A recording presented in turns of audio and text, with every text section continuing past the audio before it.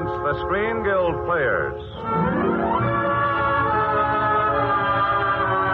The Screen Guild play tonight, The Maltese Falcon. The starring players, this is Humphrey Bogart. This is Mary Astor. This is Sidney Greenstreet. And this is Peter Lorre.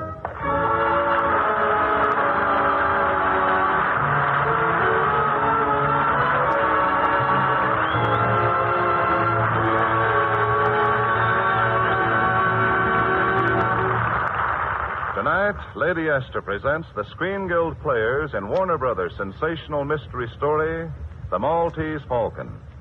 It stars Humphrey Bogart as Private Detective Sam Spade, Mary Astor as Miss Wonderly, Sidney Greenstreet as Caspar Gutman, and Peter Lorre as Joel Cairo.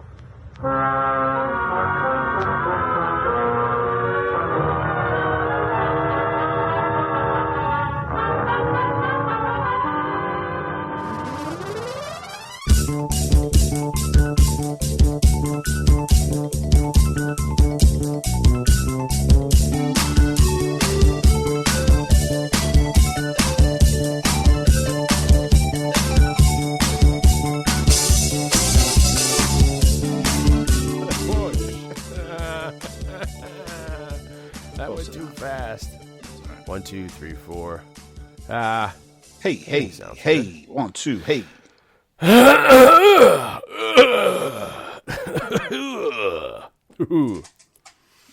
I've been working on my impressions all week, all month for this. Yeah. We had to refine, because in our bag of tricks, in our back catalog, we have, Peter Lorre, but man, trying to work down a mean Sidney Greenstreet's tough. You're the Falcon. I see. I can't even do it. When I listen, I can do it, but I can't. For me, I have to hear somebody do a Sidney Greenstreet impression before I can do the impression myself.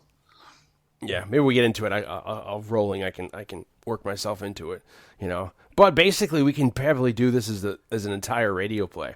This could be Saturday Night Movies. We did Die Hard at Christmas time. Saturday Night Movie Sleepovers Theater. And then it's us doing you're Bogey and 3 other people, and I'm the other 2. The book that'll be fun. The book I read about the movie, I think, has the shooting script in it Attached, just that's in nice. the middle of it, so we can we actually have the lines that we can do. Yeah, and it's verbatim almost from the book too. So we'll take the Hammett book and we'll do it complete. We don't have any Hays codes bothering us about putting any, inferences to homosexuality or whatever else in it. We'll do it, baby. We ain't scared. Screw you, Hays. Screw you, Hays, and your codes. You take that code. But, God bless you for what you're trying to do, though, Father. Say a prayer for me, Father, but screw you and your codes. So, welcome to Saturday Night Movie Sleepovers. Summer's almost gone, right? It's the end of September. I guess summer is gone. Yeah. It's gotten cold on the East Coast, which is great. I love the coldness, but I'm already starting to wear my long johns, which is exciting. It's the weather for me when I get to wear leotards. Yeah, I have to start leaving the apartment just so I can go outside and enjoy the autumn foliage of Blake hasn't been out of the apartment. Manhattan. Those 4 trees, those really thin trees that are up, going up Broadway or 8th Avenue. Yeah. Blake's been in his apartment since February. Right, basically, Blake, for the most part. The pandemic didn't start till January. You're like, I just got an early start. Jesus. His hair's down to his waist. He looks like Greg Allman. Certainly since March. I really haven't been out of the apartment except for to go to the grocery store since March. Yeah, Blake's got like a Ron Silver, Al Pacino, Andy Garcia, 1990 thing going, Yeah. Carlito Bergant. We could do our Carlito cosplay. We're getting that going. I have to shape it a little bit for Carlito. It's a little wild at the moment. Yeah. With this, I did extensive over amount of prep. I took days off of work. I did too much than I should have, and I was thinking about gangster movies and Angels with Dirty Faces, and then it came to me like, I think Angels and Dirty Faces, Carlito's Way is just a remake of Angels and Dirty Faces. I could be wrong there, but I was thinking that the other night, and I was like, oh, that's freaking awesome. So maybe we can adapt. Well, I guess that wouldn't work if we did a radio play like us as Carlito's Way, but then they wouldn't be able to see you. Never mind. This is all very fluid. We can post pictures. We can do a live stream. Well, my hair is certainly long enough, so I can do the Sean Penn. I can perm it, and do that with my hair, be Sean Penn's frizziness. So, but welcome to Saturday Night Movie Sleepovers. This is the big one. Yeah, it's our 6th anniversary. Yeah, this is 2012. So 6 years we've been doing this bad boy. 2012. All started. 2014. All started back. Yeah. Did we start in 2014? What did I say? 2012. Yeah. So this is 2020. I'm sorry. We're in 2020. So 2020. I was going to say. And yeah, it's been. What's going on? 2012. What year is it? Yeah. What the hell? What year? The date? 12th May Thursday. What year? Huh? 2020. This is 2020. So say it's just too late in the morning. We need to start doing these in the morning. And so 6 years, and we've done. We always regale everyone with the long amount of stuff we've done, but we early on. I don't know, when did it become a conscious thing I'm Dion Baia. I'm Jay Blake. And when do you think it became a conscious thing for us to start curtailing the anniversaries to a theme? I think in the first one. I think that kind of started right away because we did. I mean, it did morph. It evolved because our first episode was The Punisher with Dolph Lundgren. That was the first episode we ever did of the show. So then we thought for our anniversary, our first anniversary, we figured what's a bigger movie than Batman '89, and then it also happened to be a comic book movie, so we're like, oh, well, that's kind of cool, but that day kind of, it's another comic book movie. Yeah, like Punisher was. And then I think we did like Rocketeer. Yeah. So then we're like, okay. The second year. And then that's also, yeah. So that's comic books, but it's getting a little more pulpy. And then it just kind of morphed into comic books, into pulp heroes. Indiana Jones we did then. We did Raiders. Did Shadow. We did the Shadow.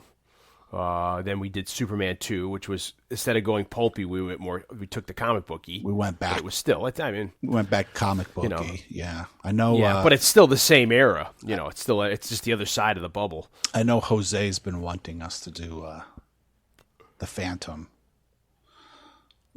Well, that would round it out. We keep pushing off that one, though. And we've separately done Who Framed Roger Rabbit. We've done Dick Tracy. Who Framed Roger Rabbit being an example, like the Rocketeer of a throwback to that. Yeah. We did Dick Tracy, and I feel like we did one or two other ones. Tarzan. That were. We did Greystoke. Tarzan. We did, which is right up there. Which was these weren't anniversary episodes. We're just doing that are supplementals to the anniversary, but it goes into that theme. You brought up Carlos, so I guess I forgot before we get here. I brought Blake over. It's also, we've had a birthday this month, so I brought Blake over a surprise, this long and slender phallic item. And Blake's like, what's this? How did you know? It's just a poster. Exactly. Oh my gosh, it's just a poster tube. So I got Blake this. This is I don't know how to present the story behind this. So let's see. We have a good friend of the podcast, Jason Fortin, who's from Massachusetts. He's the one that Blake and you and I were going to get the beer with maybe last year, but then stuff fell through where he wasn't able to come down for the weekend to visit New York City. Yeah. So we become friends, and we talk quite a bit on Facebook, and he put up a picture. And so this is where I'm going with this. So it was Blake's birthday coming up. And I was like, you know what? That would be a great, great birthday present for Blake. So I brought this over, got myself one and got Blake one. And I hope I'm not saying too much before I give it away to you. So why don't you try to take your knife? Don't cut yourself. Because you're in the MacGyver club now. See if I can do get your this. MacGyver. Yeah, be careful. Be careful. That's sharp. Be careful. All right. There you go. Okay, he's got it open. He's opened the sarcophagus. I've removed the lid. No, go slow, baby. Go slow. Oh, smelling the Massachusetts air. I like to smell the air. Yeah, you could smell lobsters and other things in the Red Sox and the Bruins. I don't want go to easy. harm it. As you can see, it's a image. It's a poster. It's a poster of some sort. I mean, it is a poster tube. Yeah, it's duh.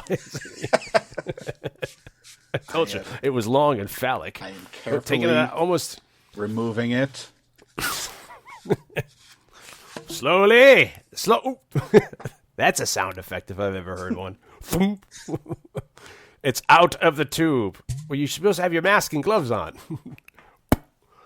Okay. So I saw this on Facebook. You tell me when I should unravel it. So go right now because I don't want to ruin it for you. So I got to explain. Ooh, look at that. This would have been a nice accompaniment to our Halloween episodes last year. Yeah.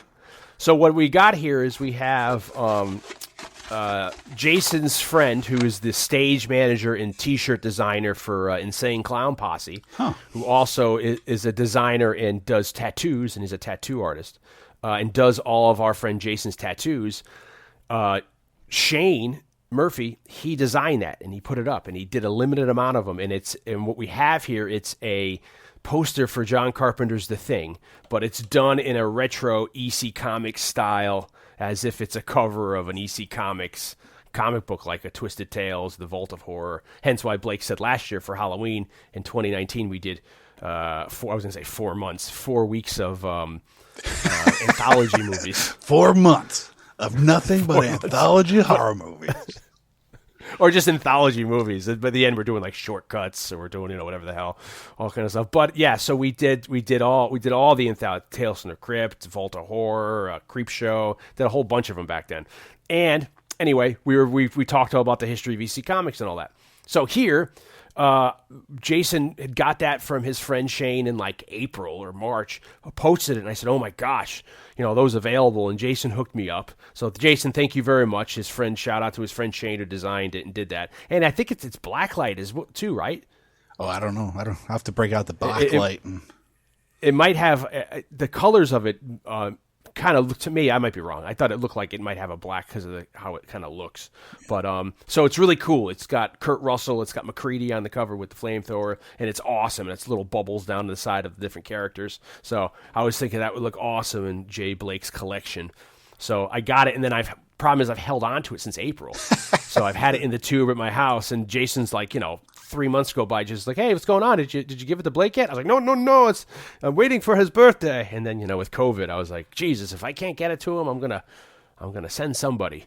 So, well, happy birthday. There you thank go. you, Dion. Yeah. Thank you, Jason, for we making have that possible. That's we have awesome. that tradition on this podcast of giving each other gifts, embarrassing each other live, where we give stuff. Yes. Last year, in a very I might give you the escape. A very visual way game. for our listening audience. It's like the idea of, those the cliched Halloween party with a kid where like, close your eyes. What do you feel? Grapes. Like, eyeballs. What do you feel? Spaghetti. Ooh, snakes or witch's hair. So that's here. We're just, this is what it looks like, people. So, yeah, in the past, Blake's got me a lot of stuff one year. He was going through his parents' basement, and they were telling him to throw stuff out, so Blake was just bringing me stuff. Yeah, take this. You'll like this. Yeah, and then I was looking for stuff hard to get for Blake on the internet. So there we go. So happy birthday. I thought Thank you'd you. more than anybody. I love it. And I don't even think that's available to the public, so it's a really unique image, and I think it's so cool and neat, and, you of anybody I thought would appreciate the EC it's Comics. awesome. It's going right in.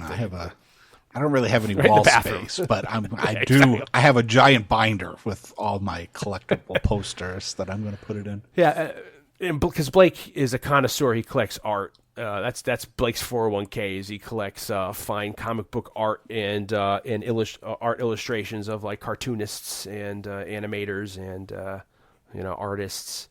It's going to go right. He doesn't have like any. It's going to go right in the memoirs, binder. It's going to go right in the binder next to my In the Mouth of Madness poster, which is signed by John Carpenter and Sandy King. So it's gonna have a nice home. That's really good. That's before like the Goblin Argento stuff you have, the Fabio Frizzli and all this stuff, So awesome. So thank you, Jason. Yes, and thank you, Shane Murphy for putting that together because it's freaking awesome. Yeah, it's great. Thank you so much. That's our anniversary, and I don't know. Right. I guess because Goodbye, good night, everybody. We're just doing an RSS drop for Shane. Go check out his tattoo work, his stage design, and T-shirt design for the Insane Clown Posse. No, because last year was Blake's birthday as well, and I got him something. So I said, you know what? Why not? Since we're down to 12 this year, why don't we keep it for the anniversary? Only like 3 episodes away, which is 6 months for us. Yeah. So here we are. We're back here. We're talking. So we decided this then morphed into the snake. We rode the snake, 7 miles, ride the snake, to the lake. And each year we did a different level. We did, Indiana Jones. We did Star Wars as a surprise. The Christmas, the original 1977 one. Well, we did A New Hope, I mean. Yeah, but we did that around Christmas, didn't we? Oh, you're right. Okay, I thought it was around September. I'm thinking that we also did the holiday special Star Wars, but yeah, but that ended us into Pulp World, and that as a surprise bonus episode ended up being one of the longest podcasts ever, let alone of our catalog, And I saw the other day, I was like cleaning my desk out, and Blake and I decided, I don't know if you did, but we were like, we should keep the notes because we may do a part 2 because we didn't get to so many stuff after 3.5 hours. So I was thinking now, like, I don't need these notes now. But, we'll see. But so my point is we've done a lot of episodes now that kind of go into this theme. We've done ones, of course, for the anniversary and other ones over the years that adhere to a theme of what we're going to be kind of doing tonight. And when we were trying to come up with something for tonight, we had a list of stuff that was adhere to our usual theme of the year as well as what we usually do for the anniversary, and we whittled it down to a couple, and then Blake threw this one out, and I was like, that's a pretty good idea. It's the last thing I would have thought of, but the more you think about it, the more like, well, you know what, it does kind of fit the narrative. It fits the theme that we do every year. Yeah, I also right? And also because out of all of the movies that we were kind of discussing as possibilities, I felt like you and I have the strongest the strongest connection together to this movie than the other movies for a multitude of reasons. For personal reasons. Yeah. For reasons that we're in psychotherapy now for. Yeah, we do. And so we've watched this movie together many times. Yeah, I mean it's this and we have a whole running gag. This developed our radio, or this has developed our Blake and I in our summer years when we were doing summer stock. We needed to have jobs, so Blake and I decided we would put a comedy team together, and we went around and did. My mom used to be a nurse at convalescent homes. Yeah. So Blake and I would do the convalescent home circuit, and my mom let us go in a couple times and entertain the people. And we would do. This is where we branched off for. This is where we cut our teeth in learning the Peter Lorre impersonations and James Mason impersonations. Unfortunately, some of that act is probably not appropriate for today's audience. There's a little racy. It's a little blue. Yeah, there's a little blue. It's a little Don Rickles-y. Don Rickles meets like an Alan King, and you're right. This is not probably the environment now where we can probably do that act without having people sign a waiver that they won't be offended or. Yeah, it was of its time. Yeah, and it's fantastic, and maybe we'll bring it out of retirement in the future. But because of that, we can't really get into the actual details of the notorious skit. But we can say it morphed. Let's just go in. There's so many things to try to figure out here, and I don't know. I don't want to sound like I'm looking at this at a different way as you are. But if when I do all my thinking in the shower, I was, washing myself, and I started thinking about this episode, and I said, you know what? This hits us on so many different levels of what we've already talked about, as well as what you just said, as us, the connection we have, and our affinity and love for cinema and this movie. So there's so many angles we could attack this at. But as you just said, I think that's a good way to just go. We can just kick in the door and plow through and start going and see where we land. and go any which way. So Blake, this goes back to probably our sophomore year in university together, where it was the winter break, and I was going to borrow the family minivan, and I said, I'm going to go visit Blake up in Albany for a week or two, and then, not a week or two, maybe it was like 4 or 5 days during the winter break, and then Blake will hop a ride in with me, and we'll drive back, and we'll go back to college when the thing ended. So I got in the car, drove up to Taconic, going up there, kind of like the beginning of The Irishman. If people have seen The Irishman, I get up there. It's cold winter, nice, and then we got snowed in up there, didn't we? Yeah. So it was like The Shining. We had a lot of snow. Yeah. Winter. So I was like Scatman coming up in the snowcat, and Blake's like, "There's a storm coming in, and we should head over to what's the name of the town? Not Glen Falls. That was you saying where the video store was? Yeah, Cahoes. Yeah. We went over there because we're like, let's stock up with stuff because the snow is going to be coming in, and we might have a couple days that we're going to be in boarding with Blake's gracious family. So we went there. We went to Substitute, and we got ourselves some nice subs. Yeah. We stocked up there. I remember Raymond Zarek was going to be someplace the next day, and we were thinking about, we heard it on the radio there, and you're like, you want to go? I was like, I don't know if I want to go someplace. It was like in Albany or something. And then we went to, for everybody, Substitute was a sandwich place next to the videos, next to Captain Video. Yeah. And Captain Video, sadly, was in decline. We're in the era of urban renewal for Captain Video, so it's starting to see the inner city decline. Remember, it was selling a lot of stuff. So I went in and I bought like a half a dozen VHS tapes. I bought the Fat Albert. Remember, they had an episode of Fat Albert there, and I bought a bunch of stuff. And we're going through the rack. We rented the Ice-T movie. What's the name of that movie with the guy that looks like a poor man's Charlie Bronson, and they're in the prison? They all get locked in the prison together. Yeah, has Christopher Lambert in it? Yes, Men with Guns. Was that Mean Guns? Mean Guns. Mean Guns. We rented that weekend. We went to a whole slew of movies, but also when we got back to Blake's, we were making, this was the era of mixtapes because we had the car and cassettes, and I don't know if people realize now the profound, like the movie High Fidelity, you talk about a mixtape.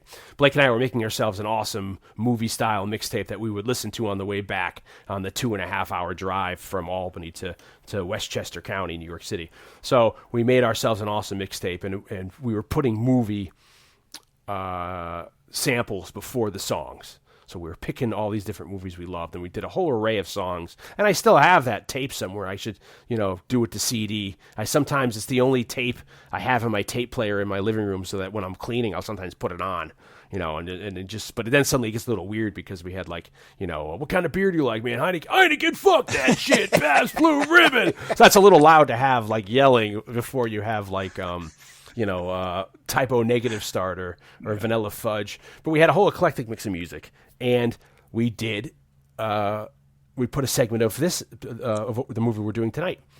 And then because of that, we started making jokes about that scene.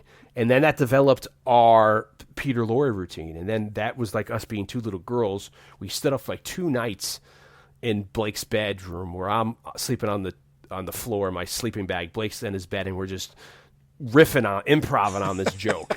Doing Peter Lorre impression. Yeah, and our routine, and we were up all night. It's kind of the example where luckily your mom and Rob were not like, when's it gonna end? So we this routine grew out, which became of legend, and then over the years, this routine has gotten bigger where it involved everybody else, and it's become our aristocrats routine. Or it's so long and convoluted, and every time you tell it, it's different. Yes. But roundabout way is it all comes from this movie tonight that we're doing. Yes. And when we were watching the movie tonight, when that part came up, I was like, oh, that was on our tape. Because I know it back to forward, and it's so funny because that's before I knew who Barton McLean was, or I didn't realize that's Ward Bond. So there's all these other elements into that. That's great. So I know that that little segment so well. I know where it stops and ends. It's so funny. I know it word for word, and because I've listened to it in the car so many times back when I had the tape. So tonight we're doing an oldie We're going pretty back down the alley, not as far back as we've gone, where we did another Peter Lorre movie. Pretty close. Yeah. And Peter Lorre. Same era, really. And Peter Lorre. And, we did last year, I think we did 1939. We did Wizard of Oz. We did the sequel. We did Return to Oz, Wizard of Oz. And before that was 36 or so was Mad Love. Years ago, we did with Peter Lorre for one of the Halloween episodes, a fabulous Peter Lorre episode where we talk about Lorre and stuff. But this is 1941, and we're doing the Maltese Falcon, directed by the great John Huston, starring Humphrey Bogart, Peter Lorre, Sidney Greenstreet, Elijah Cook Jr., the Ward Bond, Barton McLean, and what's her name? Mary Astor. Mary Astor. I was thinking Astor the dog. Introducing Sidney Greenstreet. And at the green old age of 61 years old, he was already a seasoned theatrical stage performer, being on the stage for 40 years. And this is the first movie he's in. And he ended up having a great career until he passed away some 20 years later. We can get into a little while. But this movie is so weird because you think about it. It's like Casablanca. You and I talked about doing Casablanca on here. And Casablanca is another great movie like this. And Casablanca I absolutely love, but I feel like this movie for me is a little more formidable even to my upcoming book, which comes out and maybe now because of COVID in like 6 months or so, the beginning of 2020. And it's this, when I got out of college, I plowed into the kind of private detective novel genre. And I ended up really diving into Dashiell Hammett, Raymond Chandler, all these guys. And the reason why I say because of the anniversary movie, this is stuff we've talked about or we've hit on certainly in so many casts prior to this.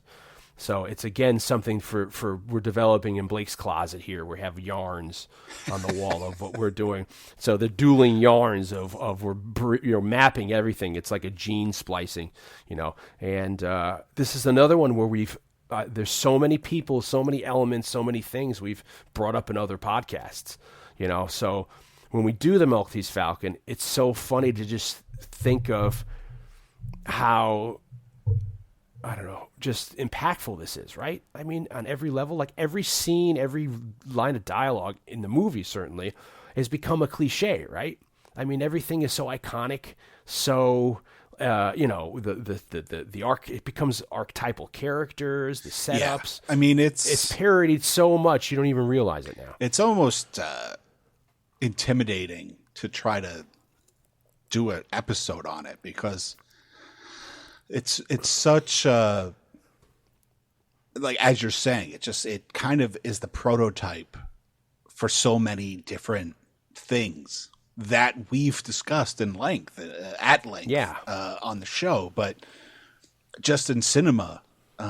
So it's kind of almost daunting to try to figure out what's the best way to tackle it because there's so many different avenues to go down. And that becomes the fear because Blake's like, Dion, don't do too much research.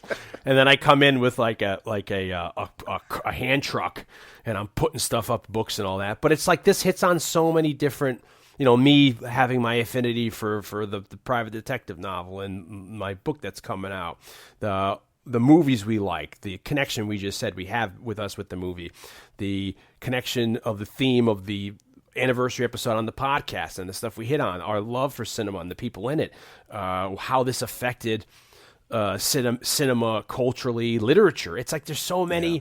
And then again, too, the other thing is, we're not smart people. Well, certainly I'm not. So there's certainly far more educated and learned men who've covered this stuff, who use all that really nice, sophisticated, talk that, those big $100 words that, we don't know, that have done, great, discussions and talks on this that we probably won't get to. Yeah, but we have our unique. Yeah, I mean, that's one of the things. That's why, for me, one of the reasons why I don't usually want to cover these kinds of movies is because, part of the concept when we came up with the show, one of my thoughts about the show was that, there are so many great films that get talked about the way Dion's talking about, film scholars talk about it, and there's books written about them, and they're so influential. But like, why don't we do one that highlights the movies that don't get talked about that way? And we'll talk about like Remo Williams. And we'll talk about those movies. Remo Williams is another perfect example of like. Oh yeah, you're right. Yeah, yeah. The Destroyer, the Executioner. Yeah, those were kind of pulpy novels that became, a movie. But so it's just, usually it's like, well, let's talk about the kinds of movies that don't get talked about that way. And lo and behold, there's a million podcasts that do that. But at the time we did, it's like us saying, like, let's do Gone with the Wind. I mean, minus it being canceled. I meant like, like how epic. It's like we got to read a book. It's like let's pick the biggest movie in Hollywood history, and let's do a podcast episode about it. Sure, but also it's like as the years have gone by, this is our 6th anniversary. We've done almost 200 episodes of the show.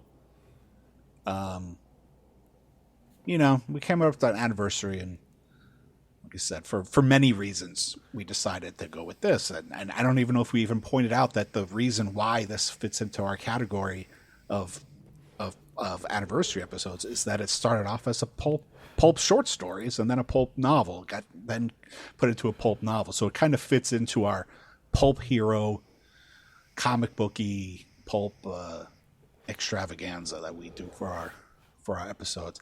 I'm not exactly even sure where I'm going with all this, other than to say that, we're stepping a little bit outside of our typical comfort zone, but not really at the same time.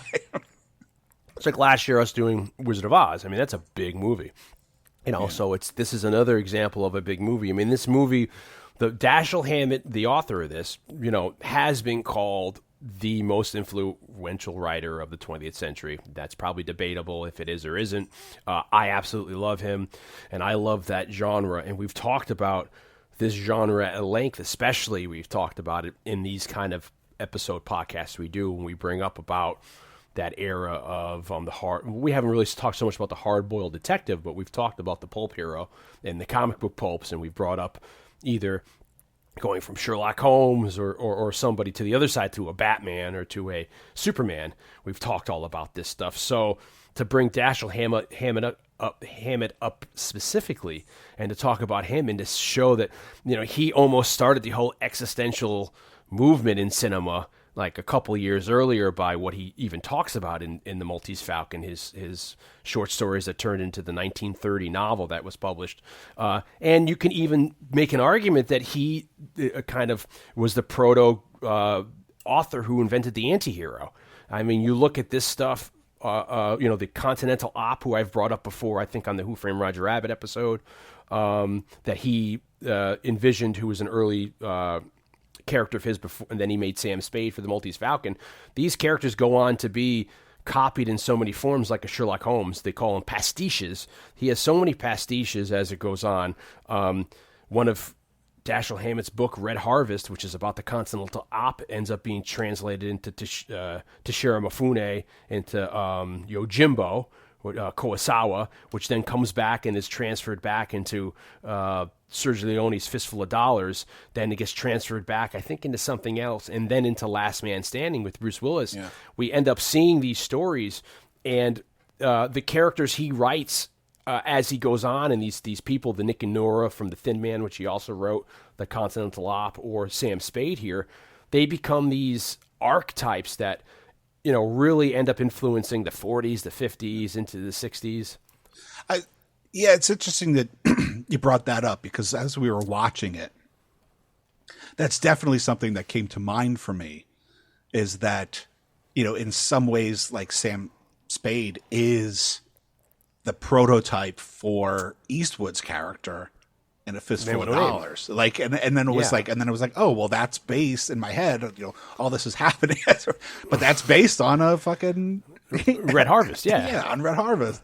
So like, you can totally see that he's, he's a guy who's kind of playing all the sides. I mean, it totally that's a theme of, that we can get into that. That's a Hammett a Hammett theme of playing both sides, and you see Eastwood doing a really good. It seems to me he's very influenced by Toshiro Mifune's performance in Yojimbo and Sanjiro, which also then again is the same thing. Like that's the Continental Op, that character, or the Sam Spade character. So there's these themes that are just amazing that just, like we see or we talk about. And then, Eastwood in his own has become this iconic character, his cowboy and his anti-hero, which in the 70s becomes the vigilante. So it's crazy. It's for me, it's just so much more like learning as we've done this podcast of reading and all this stuff and seeing how all this is connected. And we say that all the time. Everything is connected. And here it's a fine example of really seeing us being in the lifeboat in the middle of the ocean and how many fragments we can pull in and how many connections we can make here. Yeah, it's an interesting genre or subgenre in that, I'm sure, I don't even know if we brought it up.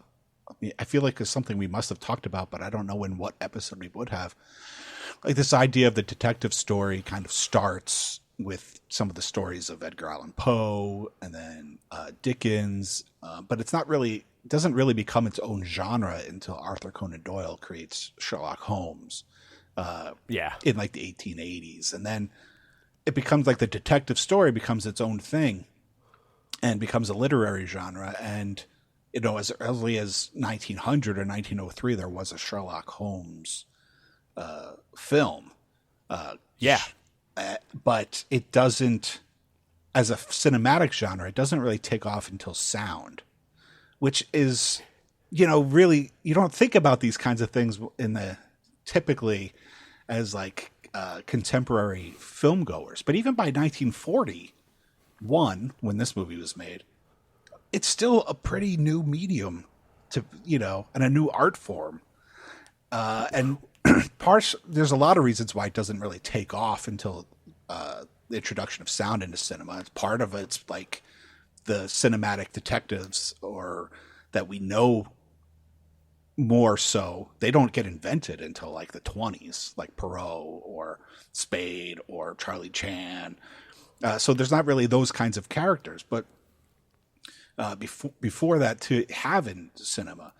But one of the things in researching that I thought was really interesting was that one of the reasons why Hammett was so influential is because his quote unquote hard-boiled detective stories were like, in a way, a direct response to like what detective stories were beforehand, which were like a very British, very different feel. And then Hammett and then some other American writers around the same time, they start writing like these very gritty, they take it out of like, the British Parliament and they put the murder right in the alleys of of a city. So it's just a very interesting thing to look at the evolution and why all these things come up. You brought up Sherlock Holmes being, and I don't recall, since we're doing this cold, the actor's name who played him in the silent movies, but he was very famous on the stage, and he invented some facets of the Sherlock Holmes character that he put on, maybe the hat, I forget what it is, but he did something that we now think of Sherlock Holmes, and it was because of that first actor. Sidney Greenstreet's first stage role was in a Sherlock Holmes stage play in like 1902 or 1903. You're right. Poe invents the detective before I think the name a detective is even coined, and it's Duplin, I think, is the from Murders at the Rue Morgue, and he's in two other stories. The Purple Pologne. He's in two more stories, short stories, and then there's a couple other people at the time who come up with stuff.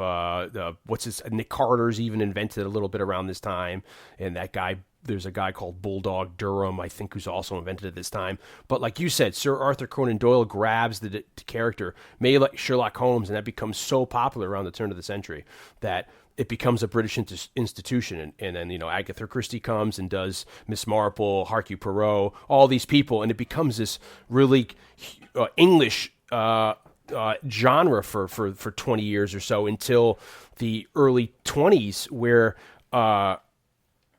our authors here kind of take it back and bring it here, and it became and there's a, which I think I've referenced before on the podcast, there's a guy named Raymond Chandler who was kind of like 10 years later after Hammett comes out, he's like the next generation, and he's very influential, and we can get into him in a little while. He writes a essay called The Simple Art of Murder, and he talks about, he's a little mad in 1950 when he writes this essay that people are slagging off now this detective genre and what it's become. And he's trying to say, like, he makes the example that, the British had turned it into this very proper thing. It had to have certain characters. It was almost set in a room. You had a detective and something happened, and it was just a very elaborate way this guy could have got away with doing the crime or whatever. Where, as you said, Hammett and some other people take the detective and they make it more realistic, set it in the street.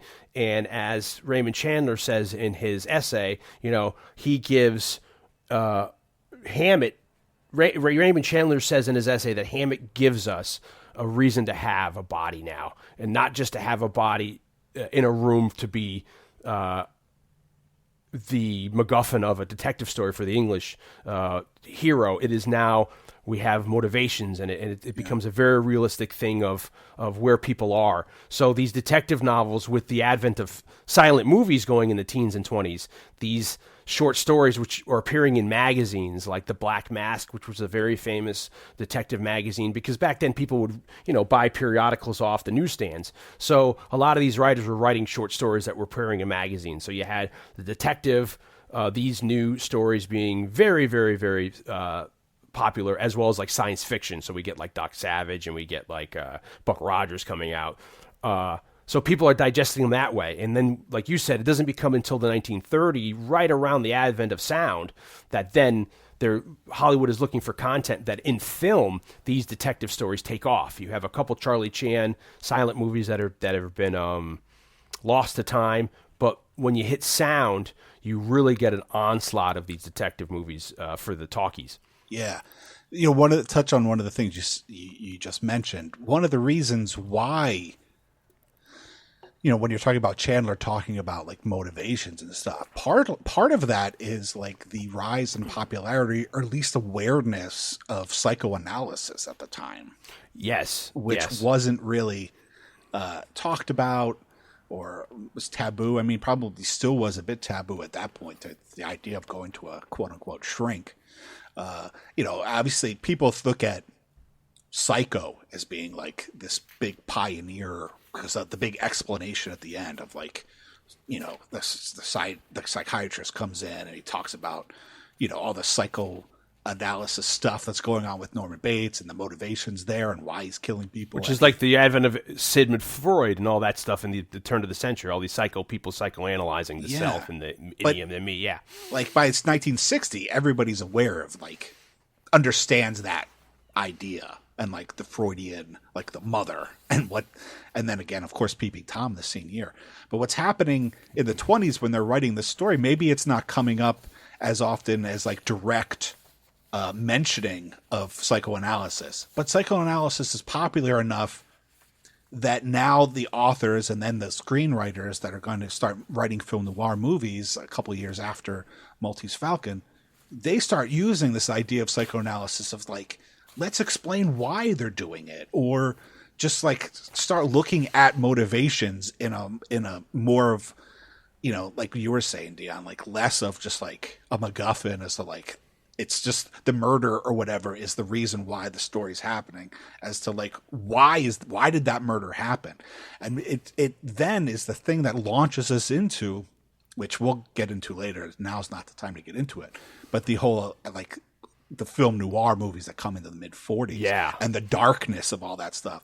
So it's like we do on this show. Yeah, that's why it's so convoluted and just everything. There's a lot of layers of onion. It's like, and then that's not even to mention that this is like World War I and and that's the thing I want to bring up, because is just about to hit when this is written.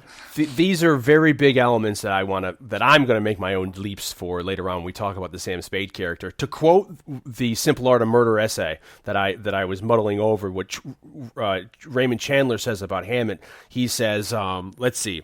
Hammett, quote, Hammett wrote for people with a sharp, aggressive attitude to life. They were not afraid of the seamy side of things. They lived there. Violence did not dismay them. It was right down their street. And this is the important part here. He says, Hammett gave murder back to the kind of people that commit it for reasons, not to just provide a corpse. He puts these people down on paper as they were and made them talk and think the language that was customarily used for these purposes, unquote. So meaning here, it's that, you know, in the old days, you'd have it became almost like a style where you'd have the very principled, you had these detectives, especially British. There was a subgenre called the gentleman detective in the 20s, and you start seeing people like, especially in the talkie movies, that start coming up. But you have, Sherlock Holmes certainly, but you have Hercule Poirot. You have, who else do you have? I just lost my train of thought. Charlie Chan, Mr. Moto. You have all these guys who are very courteous gentlemen, you know, smiles on their face, very pleasant, and they come and solve this, crazy mystery. That becomes in the 30s something that you see a whole bunch of slew of a lot of these movies. You see the Nick and Nora, Thin Man movies, which is also Dashiell Hammett wrote. And by the time you get to the late 30s, you start getting the Continental Op stories or the Sam Spade stories, which are the grittier. These characters are almost indistinguishable from like a gangster. And this is new for people when they're reading it in the 20s, as well as then seeing it in the late 30s. And it's a literary style which he's praised for, Hammett, because it's very simple to the point. It's very descriptive. It's almost like it's screenplays of what's happening, and it's raw, and you can't trust anybody. It's very realistic. Everybody's got a problem, and he ends up developing what we can get into the Continental Op, which is this character who works for the Continental. The Continental Detective Agency. And it's a guy who you never meet his name. You never know his backstory. He resembles very much like Bob Hoskins and Who Framed Roger Rabbit. He's a shorter guy who's a little heavier, bald, almost like, for people who know who he is, William Conrad and Cannon. And he becomes the not particularly a good-looking guy, and he becomes this operator who's sent in these short stories to different places to solve a crime. And he gets there, and he ends up forming this template of these stories where he gets there into a town where there's already a quote-unquote fiction that's already happened, and the detective has to go in, interview people, do some research, not take a side, be nonpartisan, also make people come together who don't want to be together, who have to then fight it out so that he can get an answer, or he takes both sides. And this becomes an archetype, this Continental operator, that becomes wildly successful. And he writes like 90, Hammett, I think, short stories altogether. I forget how many he writes at the Continental Op. Before, I think it's 1929, he starts writing a series of short stories which are continuous, epic, that end up becoming the Maltese Falcon with Sam Spade. Yeah, well, I think the thing that can't... A lot to digest. The thing that can't be kind of stressed enough, and he's not the first one to kind of start writing this genre. Like Carol John Daly in the mid-20s. Yeah. He wrote a short story called The False Burton Combs, which was published in Black Mask magazine, which then later, that's when Maltese Falcon as a serial story, that also gets published in Black Mask before it becomes a novel in itself. But the thing that I think is important to mention about Hammett is that, you know, usually when we're looking at writers who are trying to write about a subject, whereas Hammett was the subject trying to write. I mean, he was a detective from like 1915 to 1922. He was a Pinkerton detective, which was basically like a company brand name. Yeah, Pinkerton was a big company that used to, like, you could hire them to watch stagecoaches. They can do things. They were a big agency who've been around by that time for maybe 50, 60 years, and they're very well known. People may not know them a lot today, but the Pinkerton men were like, you know, of the first huge detective agency that was used for any purposes, detective work, protection, bodyguard, whatever.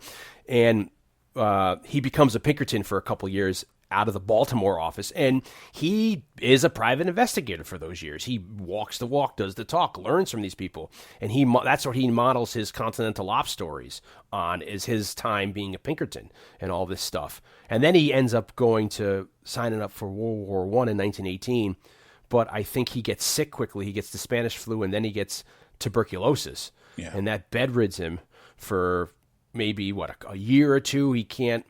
He's physically he's disabled, and he can't really do much. So he's trying to figure out ways to supplement his time. So he starts writing a little bit. He gets a little better, and he becomes a Pinkerton again.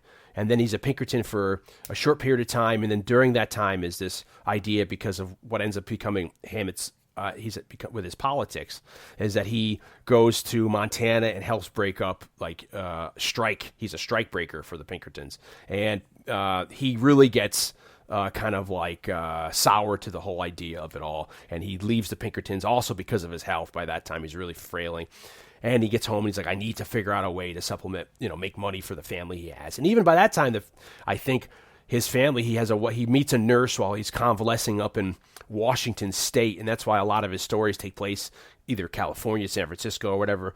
He marries the nurse. The nurse gets pregnant. They go down. They settle in San Francisco. He may have 2 kids at that time, but then the doctor's orders are you can't even be near the kids because you're worried about the TB's bad. You might, I think, spread it. So he has to go live by himself. So while he's writing out in his prime, I think he was writing up to 5,000 words a day. So he starts doing all these different short stories. The first short story for the Continental Op is called Arson Plus. And they become so successful, he's able to then, make his major career be writing. Yeah, well, that's basically my point, is that he's not a writer trying to think like a detective to write a story about a detective. He's a detective who then, because of circumstance, decides he needs to write because he's sick, and that's the only way he can make money at that point. So it's just it gives it a whole different point of view that, it's an authenticity. Yeah, and didn't really it's exist. And that's what I love about that kind of thing. When he's showing you in the stories, he's employing these elements that you see about how to, the tricks of the trade. And you're like, wow, I would never thought of that. But, he knows about it because he was in the field, so it's almost like, I think Sherlock Holmes talks about, knowing all these different things about, it's very interesting about, you have to know so much about a said topic, especially if you're an author. So, when you're writing about something, it's one thing if you're trying to fake it to make it, but then if you're actually the person who was in that line of work and then you start writing about it, it's going to just be so natural. And that's probably, I think, why it was so hitting for people. Yeah.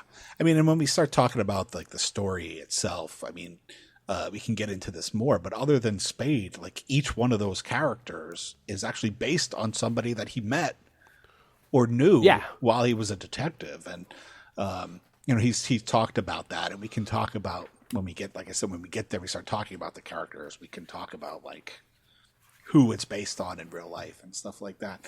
But it just adds, like you said, it adds an air of authenticity to it. And it kind of, it's weird. He takes away some of the romanticism of maybe not romanticism, but the gloss of it. And that's something you're seeing in literature too at the time, with people like F. Scott Fitzgerald writing The Great Gatsby, or Hemingway at the time. You're starting to see those kind of realistic 20th century, how we know writing. We're getting out of that Victorian era, and we're, end of World War I kind of ends the Industrial Revolution. They say after World War I, that ends the 19th century, so to speak. We get into the 20th century mentality. Yeah. So you're saying, this technique he's writing is very raw, very powerful, very realistic, quote unquote, and that's why it's a crossover appeal. And I think also I did so much research, I'm mucking it up, but I think women start, and this is the interesting thing too, is it becomes popular with women as well. So he's a crossover hit, with these stories because of their authenticity and the hard-boiled nature of them all, Well, being strong women ends up becoming, it's there's so much to talk about. I know. But the idea of strong, powerful women becomes a big archetype in the film noir movies, which are kind of spawned out of this hard-boiled fiction. The femme fatale almost. There's a lot to. I got to keep a list of things that I want. I know that's why it's later. Just and then if you follow, there's this beautiful book. Now it's called, I think, the Big Book of Continental of the Continental Op. But in 2017 they compiled all those short stories, including Red Harvest, which is the Continental Op, and then the Dane Curse, which is also the Continental Op, and it's in this big encyclopedia-like book. And you can almost see a progression of that character as he goes. He becomes more detached from the world. He gets a little more, almost he becomes like the Eastwood character in The Man with No Name, or these kind of characters as you go on. He becomes the Sam Spade, hard-boiled, affected, quote unquote, kind of character. And he talks about in the Continental Op stories, he has to answer to the main office, and in the main office is a guy, the Old Man. And Hammett based this on a character he used to know. There was a guy, his mentor at the Pickerton Agency was this guy he based the Old Man off of. And he talks about he's the character of the Continental Op is worried that he's going to become so numb to it all, he's going to become like the Old Man at the home office. Or it's a guy who's, after 50 years of sleuthing, he's left with nothing, no feelings, and he's just dead to everything. And that's what you end up seeing with these characters as they progress. The realities of the world, the backstabs, and certainly with Sam Spade, you see that, where it's you can't trust anybody. And certainly, like you're saying, with empowering the female in it, not only do they become empowered and become a equal level with the male character, they even become the villain, or they become the one that is going to be using their feminine ways that will naturally be men sometimes have no defense against. Yeah. And our characters in these stories must fight against or combat. Well, Maltese Falcon, specifically, is a story about greed, really. And he wrote it in 1928. He started writing it in 1928, and then the Great Depression hits in 29. So obviously, that's kind of in the air at that time. And I think by that point he has Red Harvest comes out, which is, we said, that ends up being A Fistful of Dollars and Yojimbo. But that story comes out starring the Continental Op, and it's put in magazine form first and put out as a novel, and that's highly successful. And then he does another Continental Op, which is the Dane Curse. That is highly successful. And then, as you're saying, yes, like 29, he starts writing these stories that are part 1, part 2 that appear in Black Mask, the magazine, which end up becoming the Maltese Falcon. But yeah, political events, the Roaring 20s, then hitting, and then with the stock market crash of 29 into the Depression, you start seeing these social and then after World War One, people, we always talk about World War II or stuff affecting the American psyche and how it affects the audience and the characters. And certainly after World War One, that's the end. People come back from that so messed up, with what they used to call shell shock, which is now PTSD and all this other ailments, and going into the 20s and the Roaring 20s with the drinking and the celebrations because we're done with war and we want to be again isolationists and screw Europe and what's going on over there with the Treaty of Versailles and Germany getting mad.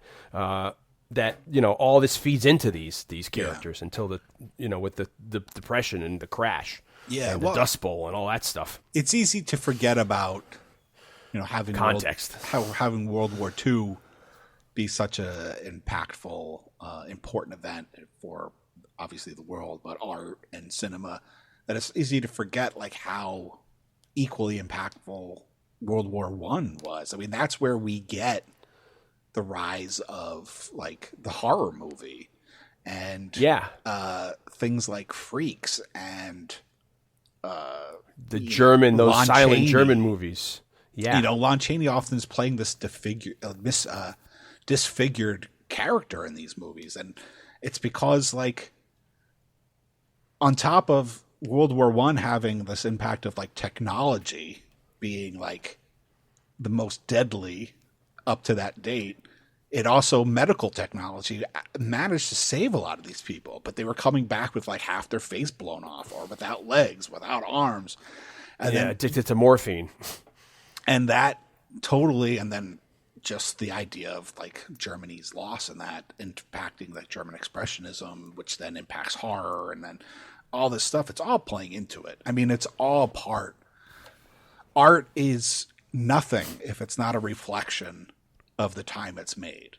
And even the ones, whether it's film or pop music or whatever, even the ones that don't seem to be art, there's still a reflection of what's happening at that time.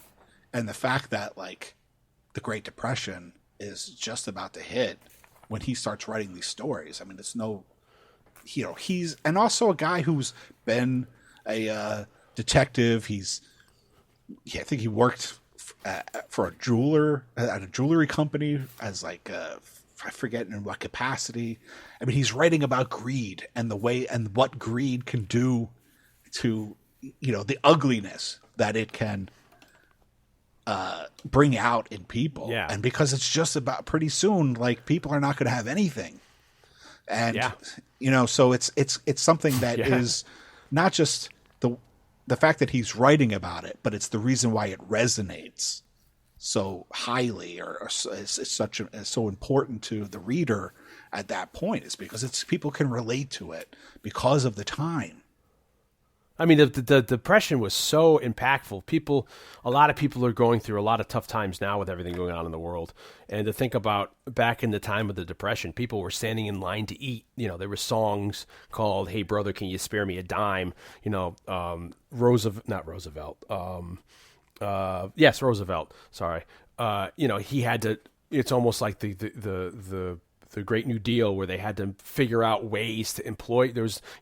And not only is the Depression hitting, what ends up happening is there's catastrophic event that happens over the course of, I think, the Western Hemisphere, but it comes down from Canada, these epic storms that completely destroy the land in the West and the central continent of North America, and it's terrible. And these people who had settled there for how many years on these farms just lose everything.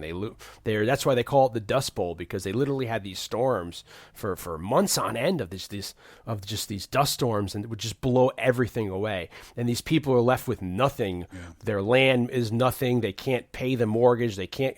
The crops, the land is infertile. The animals have died. They're malnourished. They've got kids to feed. Very much like that Coen brothers, "Oh Brother, Where Art Thou?" Yeah. So what do? They pack up and they leave. So you had these caravans of people. Hence the Grapes of Wrath movie, or the book that's then is the movie, where you see these people just with gaunt faces traveling in like these Model Ts almost, with like chairs, tables on top, just trying to go west to get out of this. So you have this decimation across the country of economics with the stock market crash, then mixed with the Dust Bowl. So that's why you see Hollywood in the advent of sound doing these big zinging movies, because like we've talked about, it's the escapism.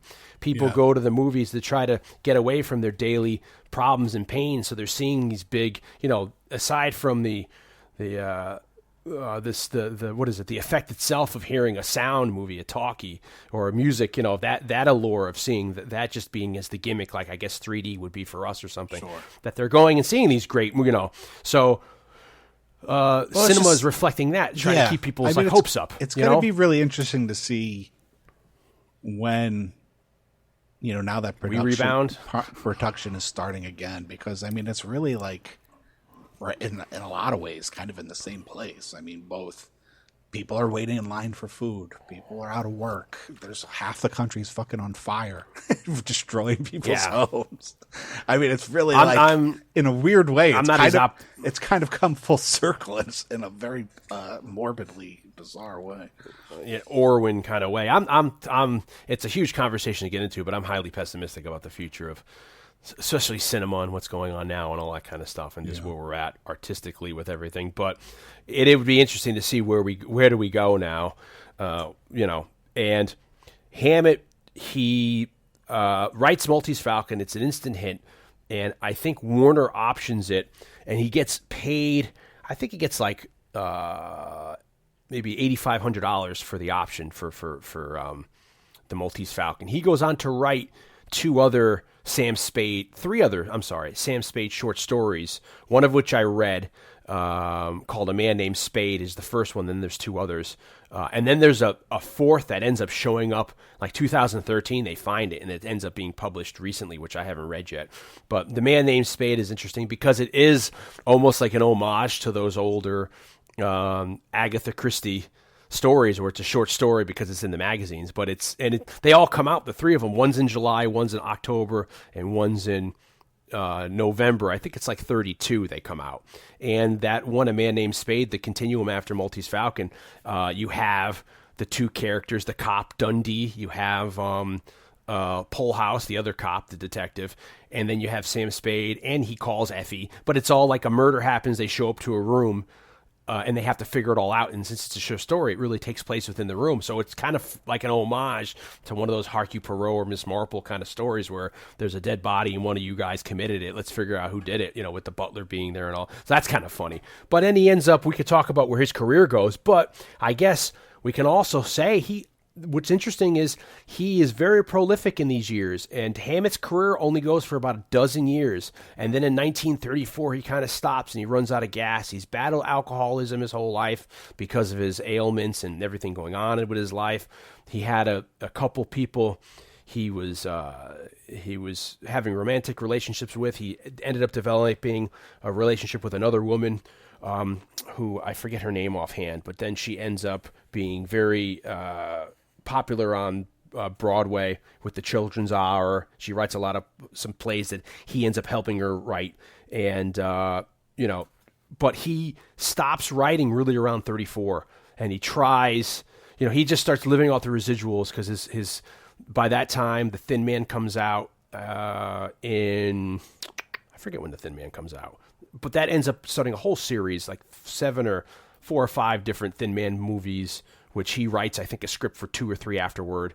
And then he gives the copyright for The Adventures of Sam Spade on the radio. So he ends up keeping going with his residuals. But he doesn't end up writing, because then he ends up dying maybe, I think in 1960, I think he dies finally of lung-related illness because of the TB and all that stuff. But for those 20 years, he doesn't write. He's helping her. And he was doing a comic strip for a while. He was doing Secret Agent X9. He was submitting story ideas for, because comic strips were huge at the time. But he kind of stops, and it's weird, and he becomes old news, and it's kind of sad. And that's where Raymond Chandler and all these other guys take over, and then the pushing with film noir.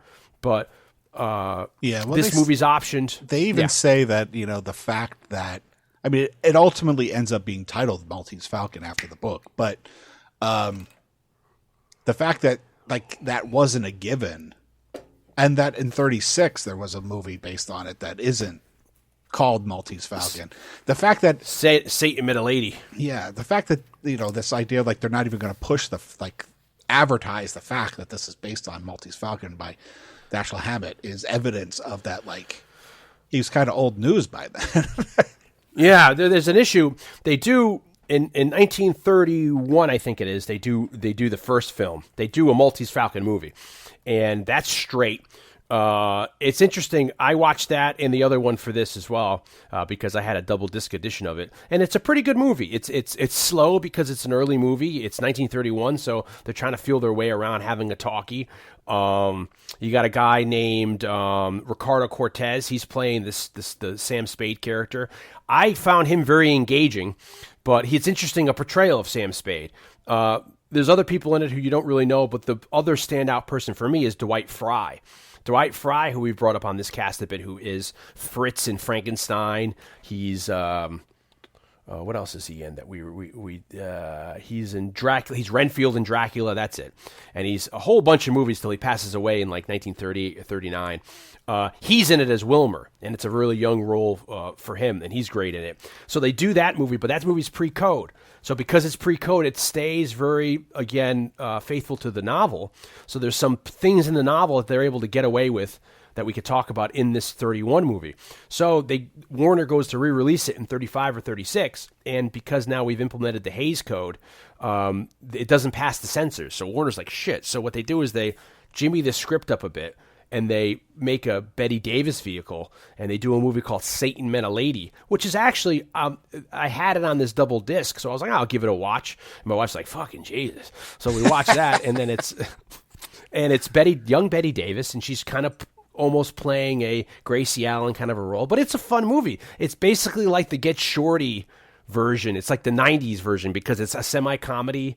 The Warner Williams, who plays the Sam Spade character in it, is kind of weird. He ends up being the first person to play Perry Mason as well, I think, on the screen, that actor. But I recommend it for people who really like the Maltese Falcon because it's a really interesting role. Yeah, it's also interpretation. It's worth noting that the 1931 version, I've seen it under two titles: Maltese Falcon, but also a title, The Dangerous Female. So those are. I think the issue was you couldn't get for years because the code wouldn't let you release it. People couldn't see that movie for years until like 1966. That movie didn't become available, and I think maybe to hide it, and if they didn't want people to confuse it by when it was re-released of the famous movie we're covering today, the 41 version of Maltese Falcon, they retitled it so it'd be something else. So it's weird that by the time now we hit 1940, I would say, you're getting. This is the third interpretation already in 10 years of this work, and that's nothing new at the time of Hollywood, of, the movies that they would do originally as a silent movie that then they maybe remake as a talkie. So, but Dashiell Hammett, The Thin Man is hugely popular. So by the time Satan Meets a Lady comes out in 36, they're saying Dashiell Hammett, writer of, Nick and Nora. So it's like they're only billing him off a Thin Man. They're not even, like you're saying, mentioning the original Maltese Falcon. And Gina Davis, Bette Davis, who's in it, she calls it like the worst movie she ever did in an interview. And I don't think it's that bad, but, she's certainly, it's a vehicle for her. And I'm thinking, I felt like there was some other person in it that was notable as well. But it's worth seeing if you could track it down, as well as the original. And it's funny because you see the different interpretations, because the first movie, you see these other people playing these characters you know and love. So it's like, wow, and he loved Dwight Fry, to see him in something, like that. He's also in The Black Camel, which is the first Charlie Chan movie that survived, which is freaking amazing, from like 1931 as well. Because it's all acetate at the time. So what happens is we lost a lot of those silent movies and a lot of the early talkies. So we get to this point where John Huston, it's just son of. It's it's just worth pointing out that like people complain about remakes now. It just goes to show you within a 10-year period, Warner Brothers made 3 different versions of that movie. Yeah. So it's always been that way. Yeah, I mean, people forget the House of Wax, the Vincent Price movie. That's a remake of a Lionel Atwell movie, or all these different. Ben-Hur was already remade. So there's so many. These Wizard of Oz was a remake at the time. Frankenstein, all these people. An Affair to Remember was a remake. I mean, they were all. High Society was a remake of Philadelphia Story. It's funny by that time. And then you think about, this is when the movie industry was an industry.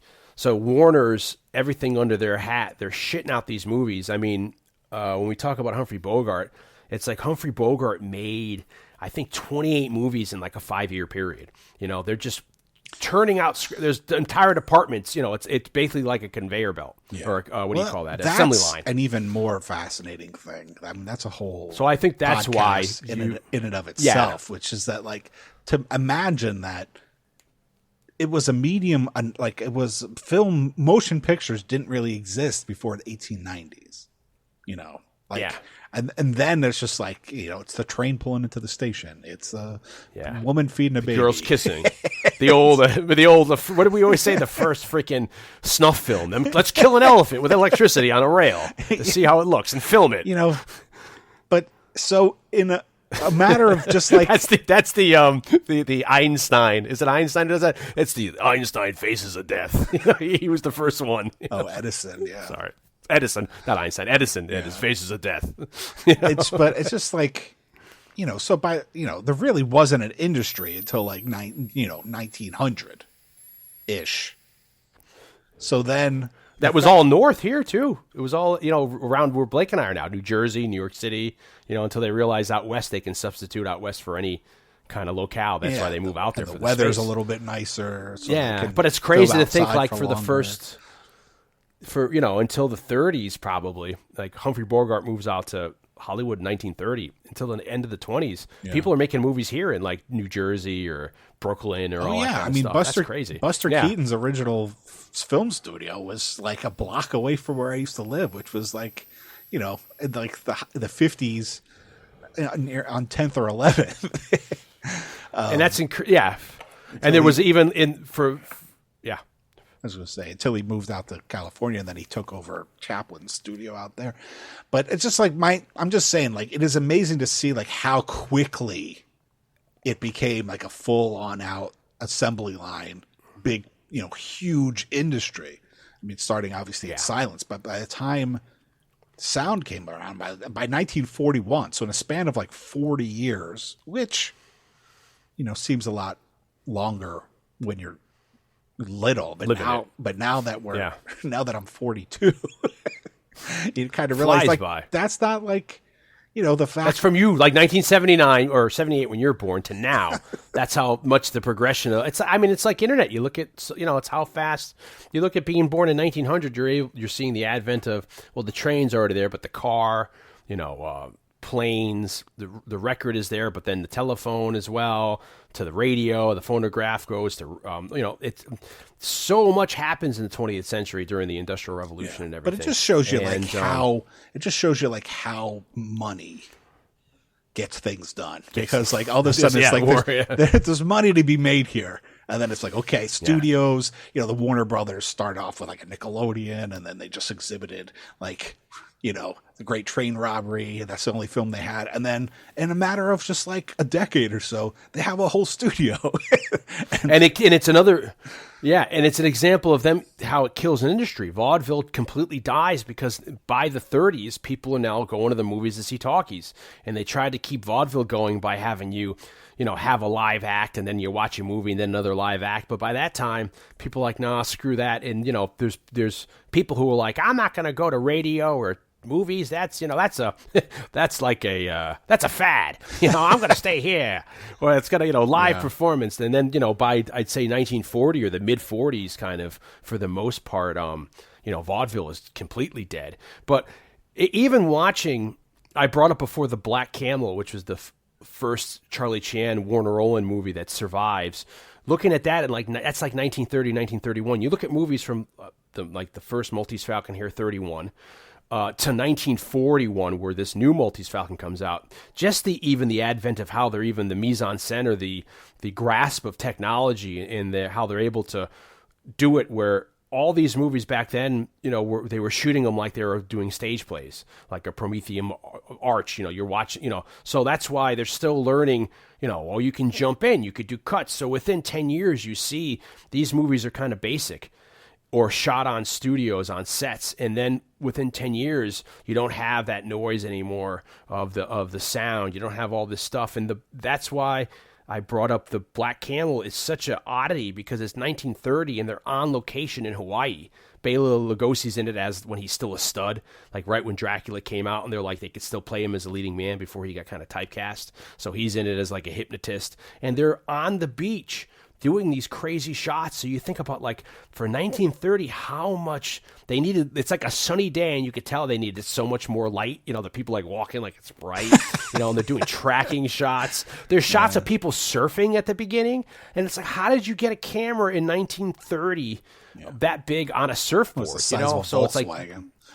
Yeah, exactly. It's on like a tank turret, So that's an oddity. That's why I say go back and watch The Black Camel, the only surviving, because they did 4 off the original stories that what's his face Earl Durr Bigger did on Charlie Chan, and that's the only one that survived because all the other ones got lost.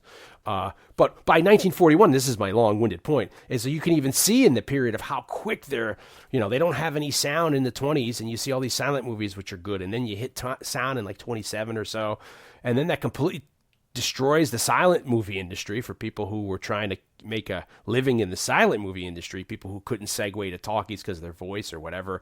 And then within a 10-year period from 30 to 40, how sophisticated we get with technology, where movies are looking like movies we know today. Yeah. They're not just looking like someone taping a stage play somewhere, or they're using real bullets and guns, like in Public Enemy or Angels with Dirty Faces, just get out of the way and then we'll unload this Thompson at the wall. And they're like, okay, is that safe? Don't worry, it'll be fine. So it's just fascinating, like you're saying, how quick the movie industry got going. Yeah. And the departments, and you're under contract. If you're a contract player for Warner, that means, once a week you're making a new movie. It's kind of like, I guess, being like on Saturday Night Live or something like that. Sure. You're getting handed a script. They're saying, you're doing this week, and then you get a script saying, here, memorize this. You're starting this next week. And you can't really, you don't have that much wiggle room of what you can and can't do. I think the bigger you are, you can. Yeah. But this also inhibits people, and we'll get on that, where Peter Lorre almost fell into that trap, was sort of saved by this, but then later on kind of falls in the trap again, because some of the companies, they pigeonhole people because they're, it's a big corporation. So they're just like, you do what you do and we're going to keep you like that, so. Yeah. Well, I mean, it's basically, we're talking about like my 1941, the studio system is in full swing. Everybody's under contract. And this is a good point. This is a good time to bring, start talking about John Huston, who was a writer. He was a screenwriter, and he had written some, great films, and his dad is Walter Huston, who was a big actor at the time. Like you're saying, John is a writer, and John's getting annoyed because the shit he's writing is getting changed when it's getting made. Yeah. He's getting frustrated with that, So in the true spirit of independent filmmaking, which, by the way, it's interesting to note that he was friends with Hawks, and there's an alleged story Howard Hawks, of how Hawks influenced him to do this movie. Hawks, to my understanding, never signed a contract with the studio, so he was an independent contractor throughout his whole career, which was really not. That's an oddity. Yeah, it was a real oddity. But maybe the fact that they were friends, kind of inspired him to. He said, "Look, if my screenplays are going to get told the way I envision them, I'm going to have to start directing." Yeah, because he was making very successful movies he was writing, but they just were like, they were getting they were getting changed, and he's like, for fuck's sake, he said this. So he's like, I'm going to do my own. But then people were like, well, just because you're Walter Huston's son doesn't mean we can throw you a movie. But he did something clever with an option where he figured out where he did some sort of option where they're going to have to let him do a lesser known movie. So it was almost like he was doing a low budget independent movie where, we'll give you this amount of money. If you deliver us 3 scripts for this, you can make your own movie. And he's like, okay. Well, basically, I mean, that's it. This movie wouldn't have gotten made if it was a big picture. I mean, now we look back on it and it's like, oh, it's the Maltese Falcon, but it was a small picture with a relatively unknown cast, with a first-time director. The story that I was alluding to, and again, it's alleged. Nobody knows except for Huston and Hawks whether this is true, and they're gone, so we'll never know. But apparently, Huston was talking to Hawks and says, I want to direct. And Hawks said, you know what you should do? Is you should do the Maltese Falcon, and you should just follow the book, and then that should be your first movie. Whether that's true or not, like I said, we'll never know. But he comes up with this idea. We'll have to go ask Mr. Owl. Mr. Owl, did Howard Hawks the world 1, 2? Yes. So, I mean, and the other story is that when he decided this is what he wanted to do, he took the book and he gave it to his secretary. And he said, just transcribe this into script form. Just go through the book and write every page down and just put it in a script format. And because the sidebar is because Hammett at the time, since film is coming out, he writes Maltese Falcon with the idea of it being made into a film. So since he did Red Harvest and Dane Kirst under his belt, he says, you know what, so he writes it, and it's very cinematic. There's very little, I don't think there's any kind of inner thought.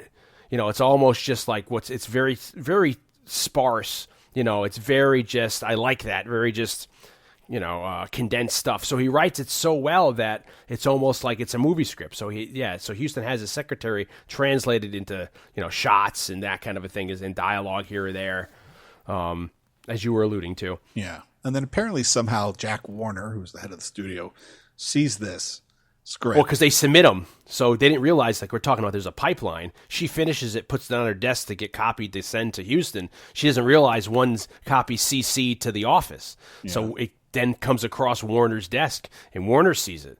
And then Warner, like you're saying, Warner's like, what? Okay. What does he say to him? He's like, you're doing this next week. And he's like, what the fuck? And he liked it enough to say, okay, like it was a property they owned. There had been 2 other versions, but, like I said, they ended up, but they say, like, Warner's like, you're doing this next week. He's like, this looks great. Start going. And Huston's like, what? So they had, okay, we got to go. Yeah. And Huston ends up tightening up the script a little bit, and he eliminates a couple of scenes and a couple of 2 minor characters, but for the most part, just follows the We can book get to that, yeah. pretty closely. They end up making it for $381,000. They shot it in 34 days from June to July of 1941. There are some reshoots in August and September. Like I said, he's a first-time director, fairly unknown cast. Basically, it's like a B, low-budget picture, and they're willing to make it a go. Like Dion was saying, they made a deal with them, and they said, okay, we can't get... This is like, whatever. It's a it's small. It's a small movie. Give somebody a chance. And if you notice, a lot of it's interior, so they shoot a lot of it on sets. It's very easy to make. And Huston is getting his cast together, and Blake said there are 2 minor things that we can talk about when we get into the movie of what he had to cut out because of censors. There was references to homosexuality with Peter Lorre's character, which we can talk about later, and then there's a dicey scene with Bridget O'Shaughnessy, who's the female lead, which he cuts out, and then he gets rid of the lawyer character, which you see at one point Humphrey Bogart is having phone conversations with the lawyer, and he gets rid of Sidney Greenstreet's daughter. There's a scene in that where he meets the daughter who's been drugged, and he gets rid of that. But for the most part, he keeps it as is. There's a story where they start the basis. They grab the 1931 script, and they look at that, and they use that as a jumping board as well, because they already have that. That's translated basically for the most part. So all the dialogue really, I'm not going to say 100% of it, but like 95% of the dialogue in the 31 movie and then in this movie is all from the book. So that means it's all Hammett. So that's the reason why you start to realize why people like Hammett, where he says stuff like, at the beginning when Miles Archer, is talking to Sam Spade, the detective partner, he goes, he looks at the money, he goes, and he has brothers in her purse. Like he has all these witty banter that people love. And other stuff that you see that's more detective work, which we could talk about, that you also, he cuts out. But Huston's first thing is he tries to get a lead, and he wants to get George Raft, who's a huge star at the time, but George Raft, because he's kind of he doesn't want to do something with a first-time director. So he passes, even though, he must know who John Huston is, and he must know Walter Huston, so he passes. So there's also something like he just didn't... there's a book that I read in preparation of this, and it's called the Maltese Falcon. It's like in a series of books. So the title isn't really much of anything. It's just like Maltese Falcon, John Huston director, and the book is basically edited by this guy, William Muller. But what's interesting, some of the most interesting things about the book is the guy went through and has like the memos that were being sent back and forth from people in the studio. So you can see like the communication that was happening. And, some of it... Did you see them toning down like the first day of shooting with Peter Lorre? We can get into, but there's a memo I read in the Peter Lorre bio where they're like, he has to tone down any kind of references to being, I forget, they use this, I forget what they say, being not a quote unquote fairy, but he says something like, he can't come off like a pansy or something. Yeah. Well, there's definitely stuff about this from like the people who were worried about the censors, about what you can eliminate. I mean, what needs to be eliminated. You know, you can't make it totally clear that she spends the night at his apartment. You can't have, like you said, you can't make even smoking, excessive smoking or drinking, and they're like, we have to do that. It's like that's what they do. It's furthering the plot. You know? But regarding George Raft, he just he didn't want to work with a first-time director. I guess he had in his contract that he didn't have to do remakes. Oh, yes, that was it. And he used that clause because, like we just said, nothing's new in Hollywood. They've been doing remakes since the beginning of time. Yeah. And he had that as a clause. And that's how he got out of doing it. But he also, there's this, like, they have printed, like, parts of this letter where he writes to Jack Warner, which is like, you know, part of my contract says that I only do big pictures, and I don't view this as a big picture. And it becomes like this running gag at the studio, and I think in Hollywood in general, is that like 3 or 4 of Bogart's first like really breakout roles are all roles that George Raft had turned down first. Yeah, he passed on. Yeah. Yeah. And you can't fault these guys because at the time, you know, it's a very young industry. So, you know, these guys want to make money and run. So, you know, he's like, I don't want to be, they were doing big budget Hollywood movies, you know. So you're right. So that's how Bogart, that's pretty funny. So Bogart was not the first choice for this. Raft was, and you know there was a long line of people. And if we're going to go with a what if game, of course, like some of these actors aren't as, I think, some of them aren't as known to average moviegoers as others. But people like Edward G. Robinson was on the list. Fred McMurray, who ends up playing. Edward G. ends up playing him in a radio adaptation we could talk about, which is very interesting, an hour-long radio adaptation. But so that'd be interesting. Fred McMurray, who Fred McMurray's on the list, who later becomes a Disney guy, but is in Double My Indemnity. Two Dads, not My Two Dads, My Three Sons. Yep. Frederick Marsh, Henry Fonda's on the list, Paul Mooney's on the list, but ultimately Bogart ends up getting the part, and it's kind of really hard to imagine because now he's Bogart, you know, now he's Humphrey Bogart, he's Bogey, he's, you know, one of the great movie stars of all time, but he was, you know, a heavy, got killed in the 8th reel of a million movies before this. I mean, this is his first like role of this type, a leading man that starts to the creation of the character of Humphrey Bogart.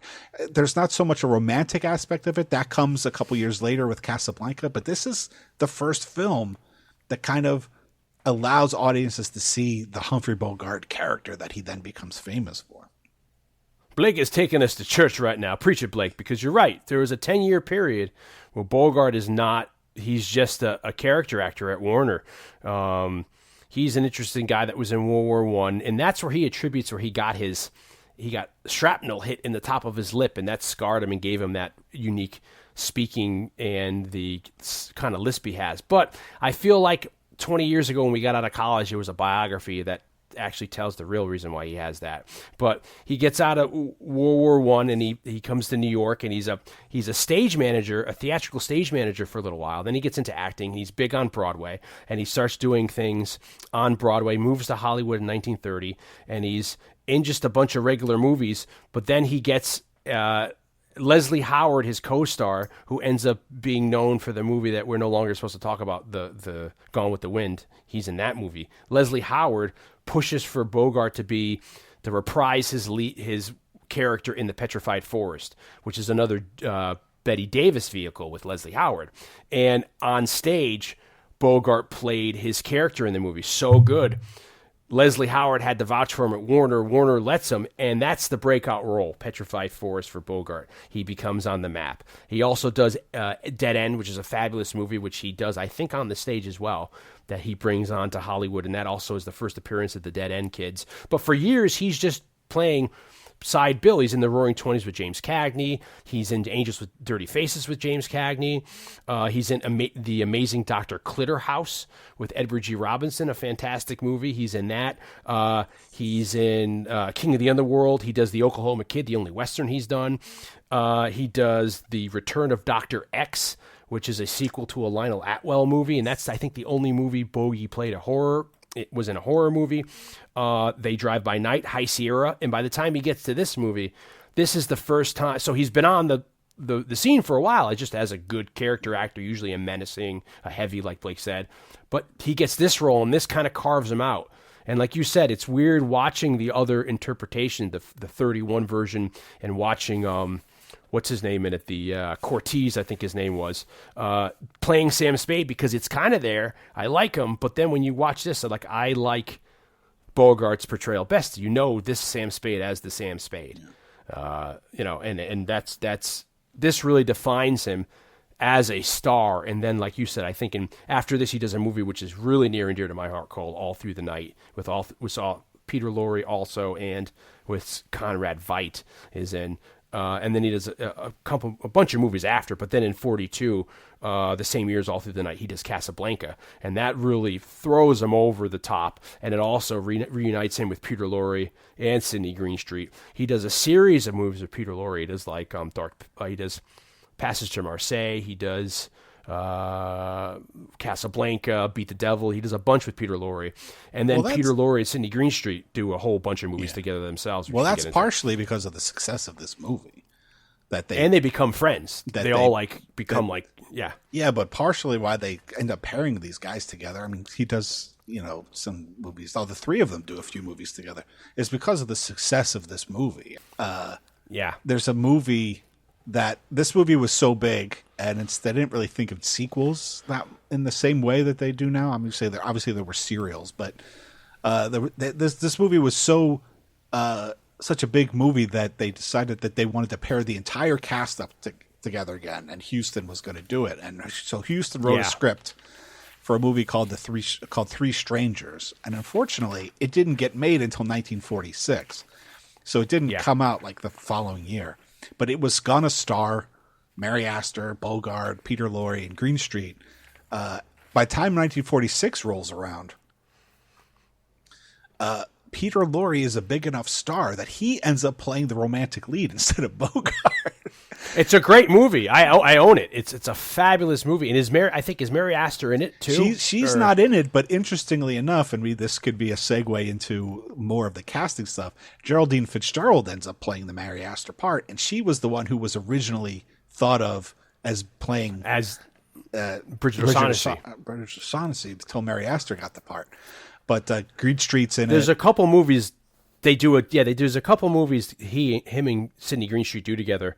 I think they do 8 movies in like 5 years or 6 years, and or maybe less time, maybe in the 5-year period. But I thought there's a woman that's in a couple of the same movies. She plays the romantic lead. It's kind of like how Dorothy Lamour was in all the Road 2 movies. Yeah. I felt like there was a girl. But they do, Three Strangers, The Verdict, which also Humphrey Bogart's in. They do The Conspirators, The Mask of Desmindros. I'm probably saying that wrong, which is a fabulous movie. And ending up where Sidney Greenstreet retires in 1949.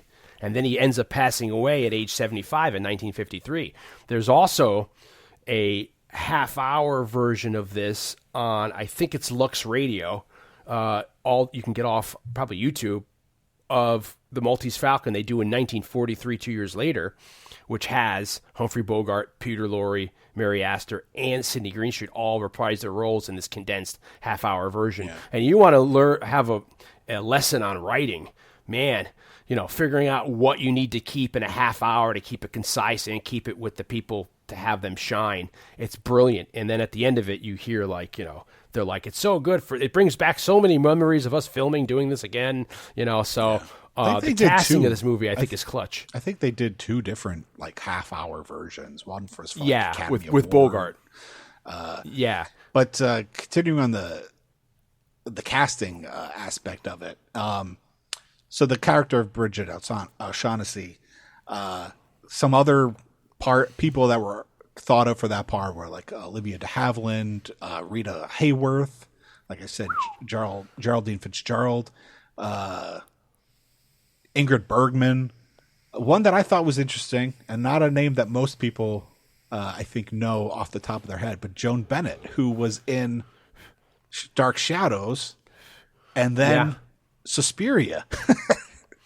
She was thought of to play this part. One of the things that I thought, having read this book about the movie before in preparation for us to watch the movie and then do this, so I haven't seen Maltese Falcon in at least a decade, maybe longer. So I'm reading this book all about the making of the movie and the themes of the movie. And one of the things that I found really interesting was like the movie that, I don't know how to say this without it sounding like a knock on the movie, because I don't mean it that way, which is that like the movie they're talking about in this book does not seem so much to be the movie that we watched. Like I think things in retrospect, maybe, there's things that to me seem like a far leap to get to that thought process. I think some of it also has to be with like, maybe they're talking about the way it was interpreted by the audience at the time, which is going to be very different than the way we interpret it today. And one of those things is like the sexuality, the deviant sexuality of the Bridget O'Shaughnessy character, which doesn't come totally through when you watch the movie today for me. But they said that one of the interesting things, which would have played into it more in 1941, was that Mary Astor herself, the actress who played the part, was kind of controversial and a little notorious sexually at that point. So she was maybe the audience was bringing baggage to the movie. Do you know the details of what she was? A couple of things. At age 17, she was in a movie called Beau Brummel in 1924 silent movie, which looks like, if you watch it, it looks like it's kind of the movie that Gene Kelly's making in Singing in the Rain. Singing in the Rain. Like I think like that's the movie they're parodying. Yeah. So she makes this movie with John Barrymore, who then woos her, who's like 14. Well, John Barrymore was the cock in the walk at the time. He was as big as Rudolph Valentino. I mean, Barrymore was like the accomplished stage actor. He was a big star. He was huge. It's like Douglas Fairbanks Jr. He was huge at the time. Yeah, I mean, he was the lead of this movie. That's the joke in ever people remember Casino. Well, you with the fucking pink robe like you fucking John Barrymore over there. That's that joke reference. So he woos her, and so she has an affair with at age she's 17. She has an affair with the much older John Barrymore. So it kind of, I think, starts there. But then the grandfather or great grandfather of Drew. Yeah, Drew Barrymore. She has a line of the line of Barrymores. Yeah, Lionel Barrymore. There's a lot of Barrymores. Yeah. There's they should make a salad, Barrymores. Why not? But then sometime later, she has an ex-husband, and they're in a custody battle for their daughter. I think it's their daughter, a child. Maybe, I don't know. I think it's the daughter, but it might be a son. But she's in a child. She's in custody battle with this guy who's a physician named Dr. Franklin Thorpe. And I guess it's a pretty ugly divorce and a pretty ugly custody battle. To try to sway the courts, Thorpe steals one of her diaries. Oh, for fuck's sake. And makes it public. And because it's stolen, it ends up not being able to be used in court. Yeah, it's not inadmissible. Yeah, it's inadmissible as evidence. But he makes. But I bet you it gets into all the gossip columns. It gets made public, and in the diary. Now she said that these passages, that the diary existed, and that it does talk about an affair that she had with playwright George S. Kaufman. But she says that her ex-husband released these fraudulent entries into the diary that are like sexually explicit. Oh, he steamed it up. Yeah, and apparently he removed passages that involved him So basically, it's like he released text messages now. Took himself out of all the text messages, Yeah. released all of what she said to and him. then but then Out of context. added like sexts into it that, according to her, weren't there. I don't know what the truth is, but according to her, Well, we can't ask her, but like you said, so we'll have to go ask her. so by the time when this movie comes out, like she's a bit of a, in a way, to some more square audiences. She's like what's her face? Betty, the great not Jean. What's her name? Buckle your seatbelt, kid. You're on for a bumpy ride. What's her name? She's really saucy pre-code, and then Mae West. Oh, Mae West, she's like the Mae West at the time. You know what I mean? Yeah. Where Jimmy Stewart and Cary Grant got their start in those movies. Like, it's like. But I mean, she's sexual on screen, whereas Mary Astor is, in the eyes of much audience, is very sexual in real life, and so I think maybe that plays into the way that character is thought of now. Because when you watch it now, there's like she's almost, you could almost make her feel like she's a victim in it. Her portrayal. Yeah, and you have to really watch and listen to it to hear. Oh, wait a minute! She is a freaking, you realize the full capacity of her bitchioddity. Totally, because the way like this book and other things talk about this movie and talk about that character, which is like, the idea of like the Black Widow or the femme fatale becomes in film noir in coming years becomes like a convention of the genre, but. The way they talk about her in this book is like they talk about her the way Barbara Stanwyck is in Double Indemnity, which is like calculated. She uses her sexuality to control Fred McMurray. Like it's obviously it's not too overt because they can't, but like the dialogue is much more innuendo than this.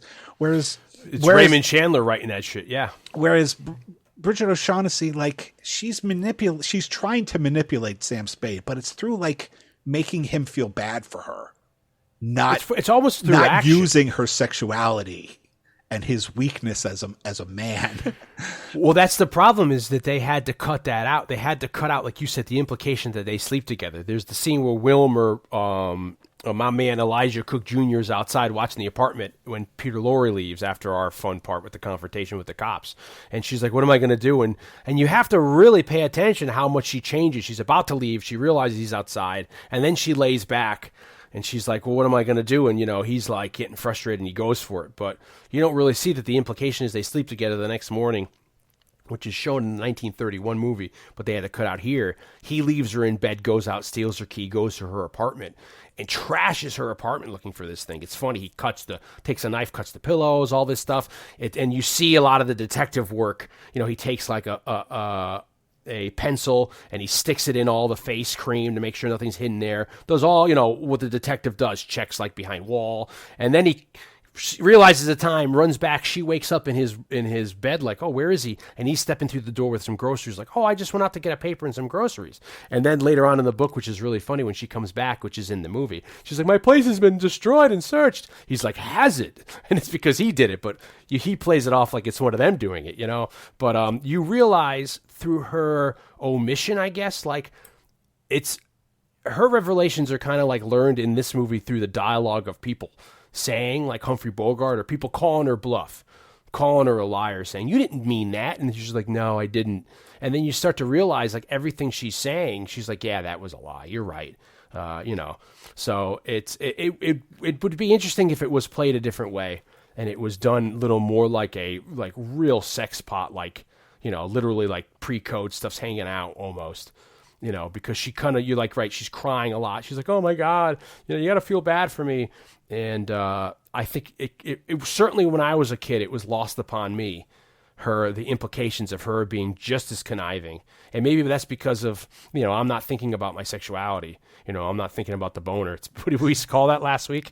It's BC or B pre-boner, whatever it was, So I'm focusing. I didn't realize the homosexual overtone or that are throughout Peter Lorre's performance, which we can get to in a second. So it's like, so I didn't know. It's interesting that you bring that to the table, that she's this sex pot that's going to be in there. Then you're putting Humphrey Bogart in there, who's this rising star, who's, really gritty, walks like a Cagney, walks the walk, talks the talk. Edward G. Robinson at the time, who became famous playing Little Rico or Little Caesar, was it Johnny Rico? He was huge, but these guys like Cagney and Edward G., they were getting typecast, and that used to piss them off. Like, we don't want to just do gangster movies. I mean, Edward G. Robinson knew multiple languages, was a huge art aficionado like Vincent Price was, and they became part of that scandal in the late 50s of the game show scandal, because they had Vincent Price and Edward G. on a game show to try to outwit trivia each other, but it became a draw how good they were. And then when it came out, all those game shows that were rigged, they had to come in and testify. And they were like, well, the game show just told us what to say because that's how we thought it worked. It wasn't their fault. Yeah. They were just like, the game show gave them, this is how it's going to end up, and that was part. But my point is Edward G., he was a genius, very smart. So that would have been a good role here for him, like The Amazing Dr. Clitterhouse I brought up before, the Humphrey Bogart movie. That's a movie where he's a very nice, loving doctor who might be a little crazy, a little eccentric, but he's trying to figure out the psychosis of the criminal. So he just shows up. It's one of these fun movies. He just shows up at a gangster's pad. He's like, I'm doing a book on and I want to follow you guys around when you do capers because I want to study it. And they're like, what? And then it's very good. But my point is, you see them trying to diversify themselves and be different things, And then you got to remember in 38 or 39, because of public backlash, Warner, on their own, they decide to stop making the gangster movie because of, people thought it was promoting violence with the Hays Code. And look, this is almost, what do you call that? When you're glorifying, that. So the gangster movie kind of stops in the late 30s. And so this is another way of doing the gangster movie without doing the gangster movie. Do you see what I mean, Blake? You do this, but you don't really do that, Yeah, well, that, I don't want to backpedal too much, but talking about the character of Sam Spade, and we talked about him being a bit of maybe the prototype of an anti-hero character, and we're talking about casting right now, but to go back to the casting of Bogart, I think is the most important, almost the most important thing of the whole movie, because one of the reasons why I don't watch a lot of gangster type material anymore is because I just I get bothered by this idea of glorifying bad people. It's just something that bothers me now. And what's interesting about Sam Spade in this movie, and probably even more so in the story, is that he's not a good dude. I mean, he's having an affair with his partner's wife. His partner wants to have an affair with Bridget O'Shaughnessy. And he doesn't like his partner really either. Yeah, he's very conflicted. That's what I want to get into his character. For all intents and purposes, he's seems a bit corrupt. I mean, there's a line at the end of the movie that kind of indicates that. I mean, you're saying he's got a code and all that, but he's not the best guy. But no, not at all. But there's something. But that's the example of the flawed hero we're starting to see. Yeah. But there's something about the way Bogart plays him that makes him likable. Bogart had a way of being an asshole, being tough, but then the puppy dog eyes, and then oh, and you kind of feel for him and you kind of empathize him. Well, you're right. You need that, because since we're taking right out of Hammett's writing, when you read the book, I reread the book for the podcast. I'd read it 20-some years ago when I first got into all this. You realize Sam Spade's character does these sudden bursts of anger or the confliction that's present only in his dialogue. So you don't have any, that's what I mean about, and I don't have fancy words to describe this, but you don't have the inner mind of, he was conflicted, he didn't know what to do, maybe, but he, you have to just get all the implication through dialogue and the inference there. And, he's not a good man. He does questionable things. And since we're here, I feel like just watching that Perry Mason series on HBO, which I really, really liked, I feel like Sam Spade's character was probably a World War I vet, and he probably came back really fucked up from the war, and he's kind of almost like a sociopath, which you need to be in that line of work, which is the continental op. That the prototype of being the best person you can be is being able to detach yourself, like homicide detectives, from that world, and you see that in this role where he doesn't care about people. He doesn't, the hardest thing, and that which you learn, I guess that's something that is stressed in the Hammett characters in this world, in the arcs, is that if you take sides and you let, say, your little head think for you, aside from your big head, then you're going to get burned. If you fall for the girl, or if you fall for the what's on the table, you're going to get played, or you become part of the. So it's this huge subtext that we don't need to get into now, but of the story arc of the hard-boiled hero, because you get into the 50s and you get guys like Mickey Spillane writing, or what's his face, who wrote the Harlem Cycle with Coffin Ed and Gravedigger Jones, where you get these characters who they have a moral code. They may be corrupt, but they're ethical. They have that one saving grace. Like he says at the end of the movie, hey, look, I'm not a good guy, but that was my partner. I have to, if I can't be true to myself, and that's something else, if I can't be true to myself, then I can't, why am I a detective? Why, then I'm completely corrupt. I'm not, at the end of, I, the Jury, which is a Mickey Spillane thing, he ends up, I think he kills the spoiler alert, he shoots the girl for the whole story he's been having, it's the Bridget O'Shaughnessy character. But it's this idea that, as bad as you are, you do still have that principle, that kind of a thing. And that's really, really fascinating, especially with Sam Spade's character, because Sam Spade, near the end of it, and that's emphasized in the book, he's like, I won't be the fucking sap. I won't be your sap. All these other people, and that's what I realized in this viewing. If you watch Humphrey Bogart, he almost does fall for her more than he wants to.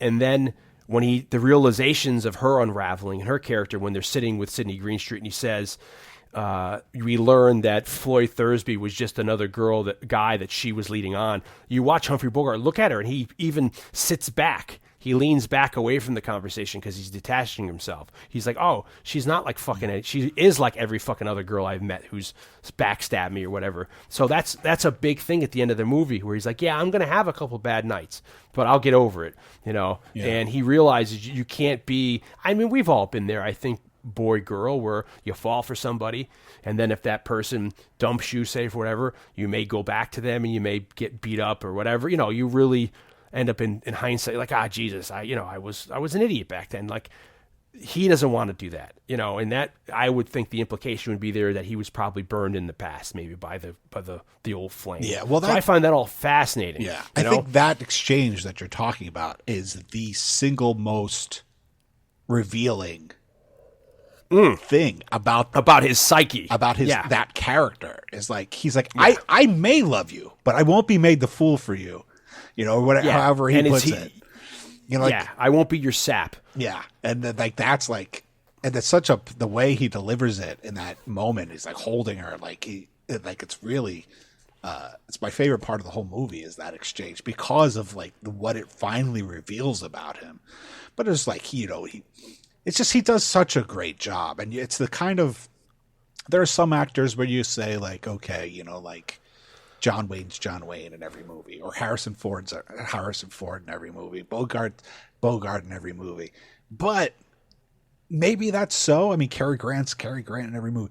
Maybe, but when the right person is cast in the right part, when that marriage of things happens, it's magic, man. Well, he can transcend, because you're right. He is a Bogart in every movie. But in Casablanca, the same thing. Yeah, he transcends it, and he becomes that. About the way the kismet that is involved with certain roles and certain actors, and it's like he's just the only time he plays Spade, right? But yet, his portrayal of this becomes the archetype of what we imagine the hard-boiled detective is. And he ends up playing. He does this. He does other parts like this. Yeah, he does Philip Marlowe. He plays in The Big Sleep, Raymond Chandler's work, because by the time his archetype of Sam Spade hits, then with what's his name in Casablanca? I forget his name. Rick.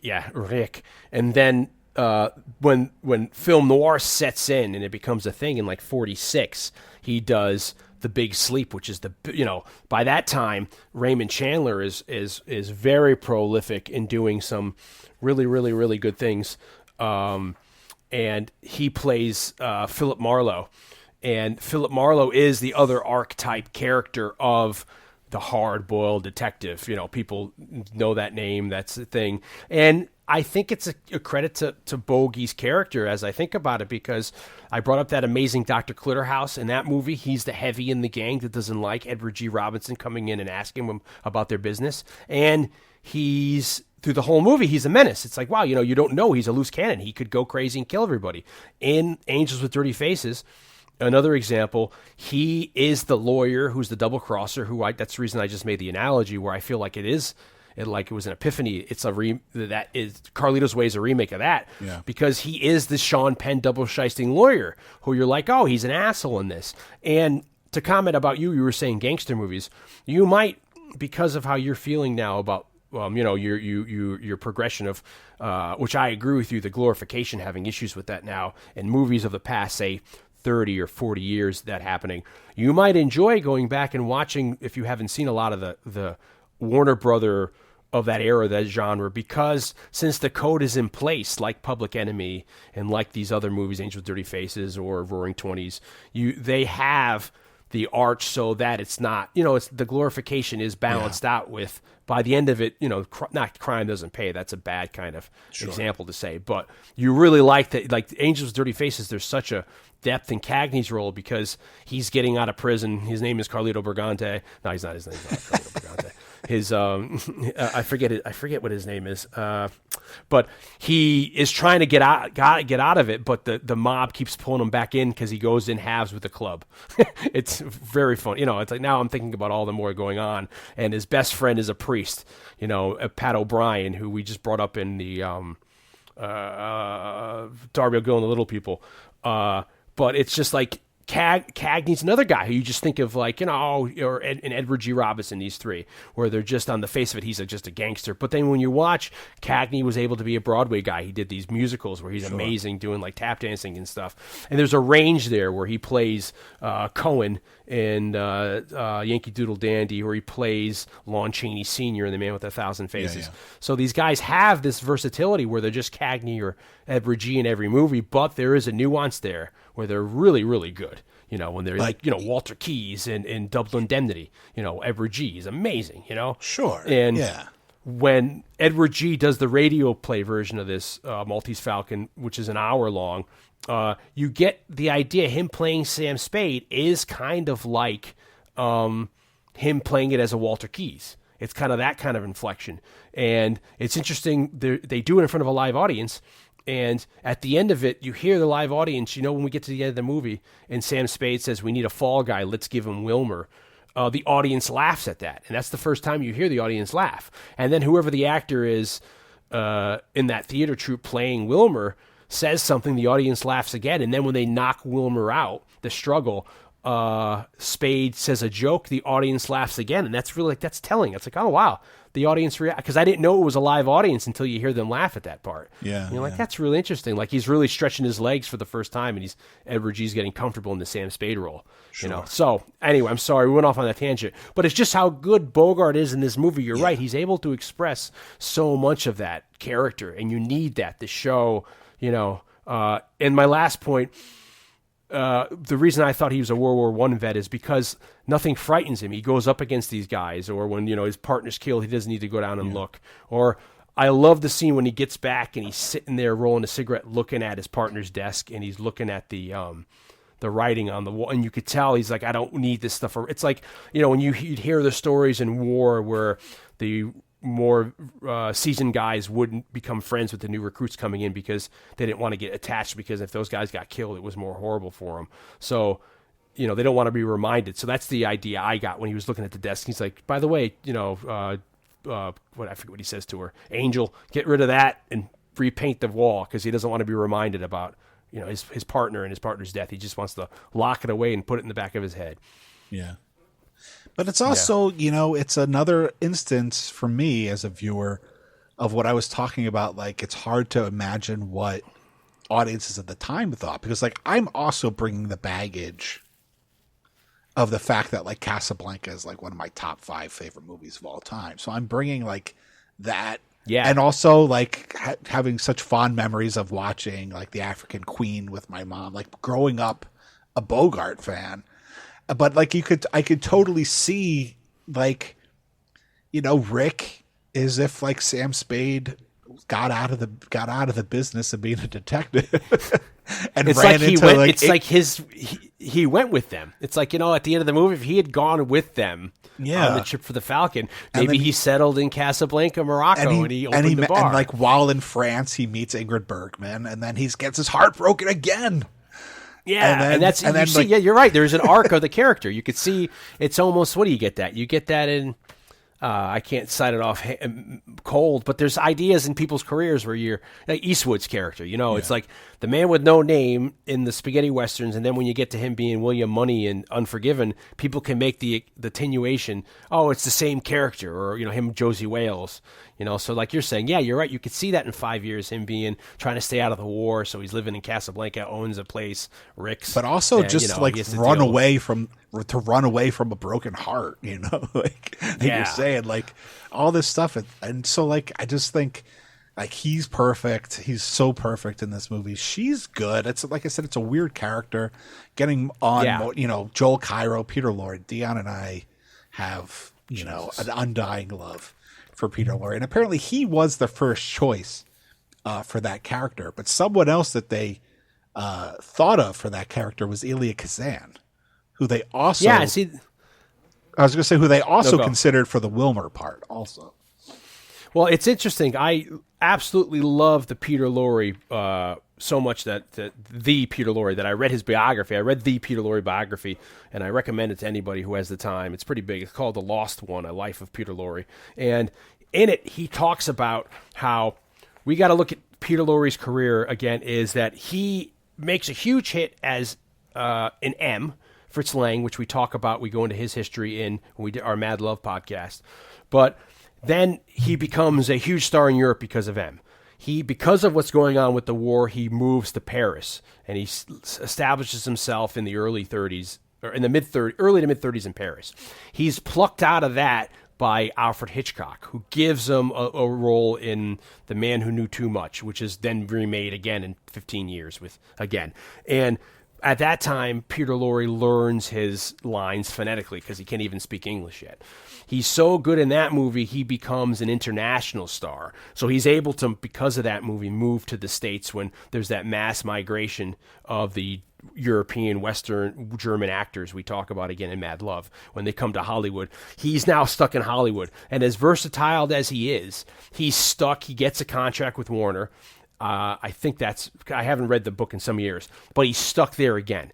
And Warner is not really interested in trying to help him be in any way diverse. He makes a bunch of movies, and at the same time, he's doing other stuff. He's Mr. Moto.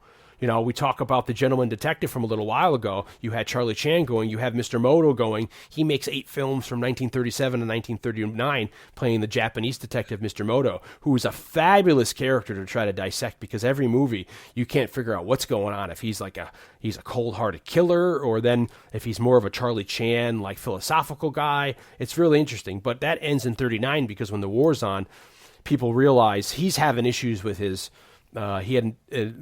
Peter Lorre had an addiction to morphine because of an accident he had, and that ended up being the problems with his weight gain and fluctuation over the years. But also, since the war is starting to happen, they don't really want to keep doing pro-Japanese movies because of World War II, so they stopped Mr. Moto, and he never rekindles that. But in the biography, it says that they submitted 24 names for Joel Cairo of actors at the time. Conrad Veidt's on that list, Sam Jaffe, Kazan's on that list, and his name was 15th on the list for Wilmer, and he's below Elijah Cook Jr., who ends up getting the role as Wilmer. Huston saved Lorre in Hollywood now, plucking him out of obscurity a second time in his career, because at that time he was almost being relegated to B Pictures. And Monogram Pictures, which was a kind of a B-level picture house at the time, was offering him a role as the zombie master in the 1941 movie, which is actually pretty good, called The King of the Zombies. And Huston knew him from M. So Huston's like, he wanted him. And so Huston says, quote, "He had an international air about him. You never knew quite where he was from, although one did, of course. He had the combination of braininess, real innocence, and sophistication. You see that on screen always. He's always doing two things at the same time, thinking one thing and saying something else." So Huston goes to bat for him. He gets the role, $2,000 a week, minimum of 5 weeks guaranteeing with a featured billing. So Peter Lorre's picked there, and he is freaking amazing. You look at, they kind of did something with his hair, where they kind of like permed it a little bit, like it's frizzy. They gave him a little darker skin, and on his passport it says he's from Greece, and he's a traveler. That's his occupation. It says on the passport. But there is an issue in the book that shows up in the 31 movie where the inference is that he's a homosexual. And also, you kind of get that vibe from Guzman, Sidney Greenstreet's character, right?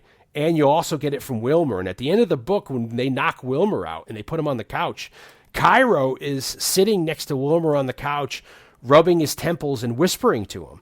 And then at one point he says that, I think Humphrey or Sam Spade calls him queer, or says, like, you know, we got to get rid of your boyfriend or something like that. So there's an implication there that the two of them, or even the three of them, are homosexual, but they couldn't put that in. That was one of the big things that the censors, when they were trying to greenlight this with the department, they said, no, we couldn't have this explicit sex, which we'll talk about a little bit later. There's a scene near the end that they had to cut out between Astor and Bogart. But they said, we don't want any kind of homosexual referencing overtones.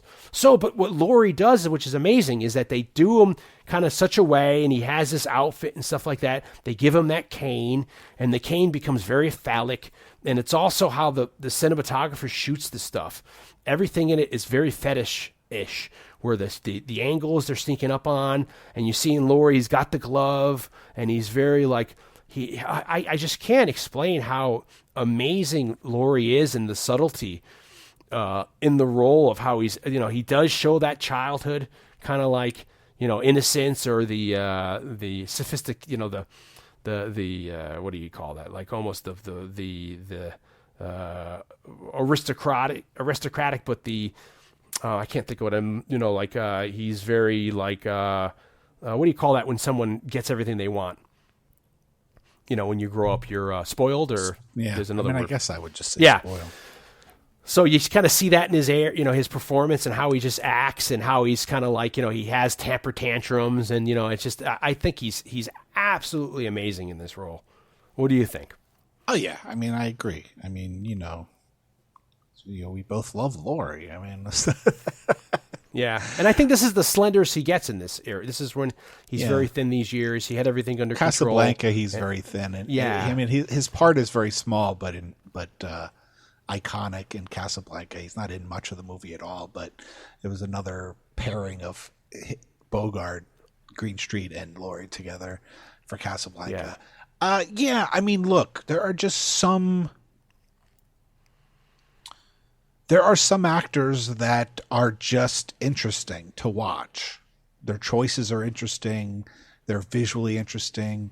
You know, he's always got some business with his hands. He's always doing, whether it's like you were kind of indicating, like being kind of phallic with his cane, or, you know, just he's always doing something, and he's stealing stuff. He's like stealing scenes, like how he's the subtlety of how he's acting, or how he. I mean, and to think that he only, you know, he wasn't proficient in English 10 years before. Yeah, and he's at the point now where, you know, we talk about that in Mad Love, where he was trying really hard to get rid of his accent, something that, you know, people like Bela Lugosi could never, even Arnold Schwarzenegger could never really get rid of it.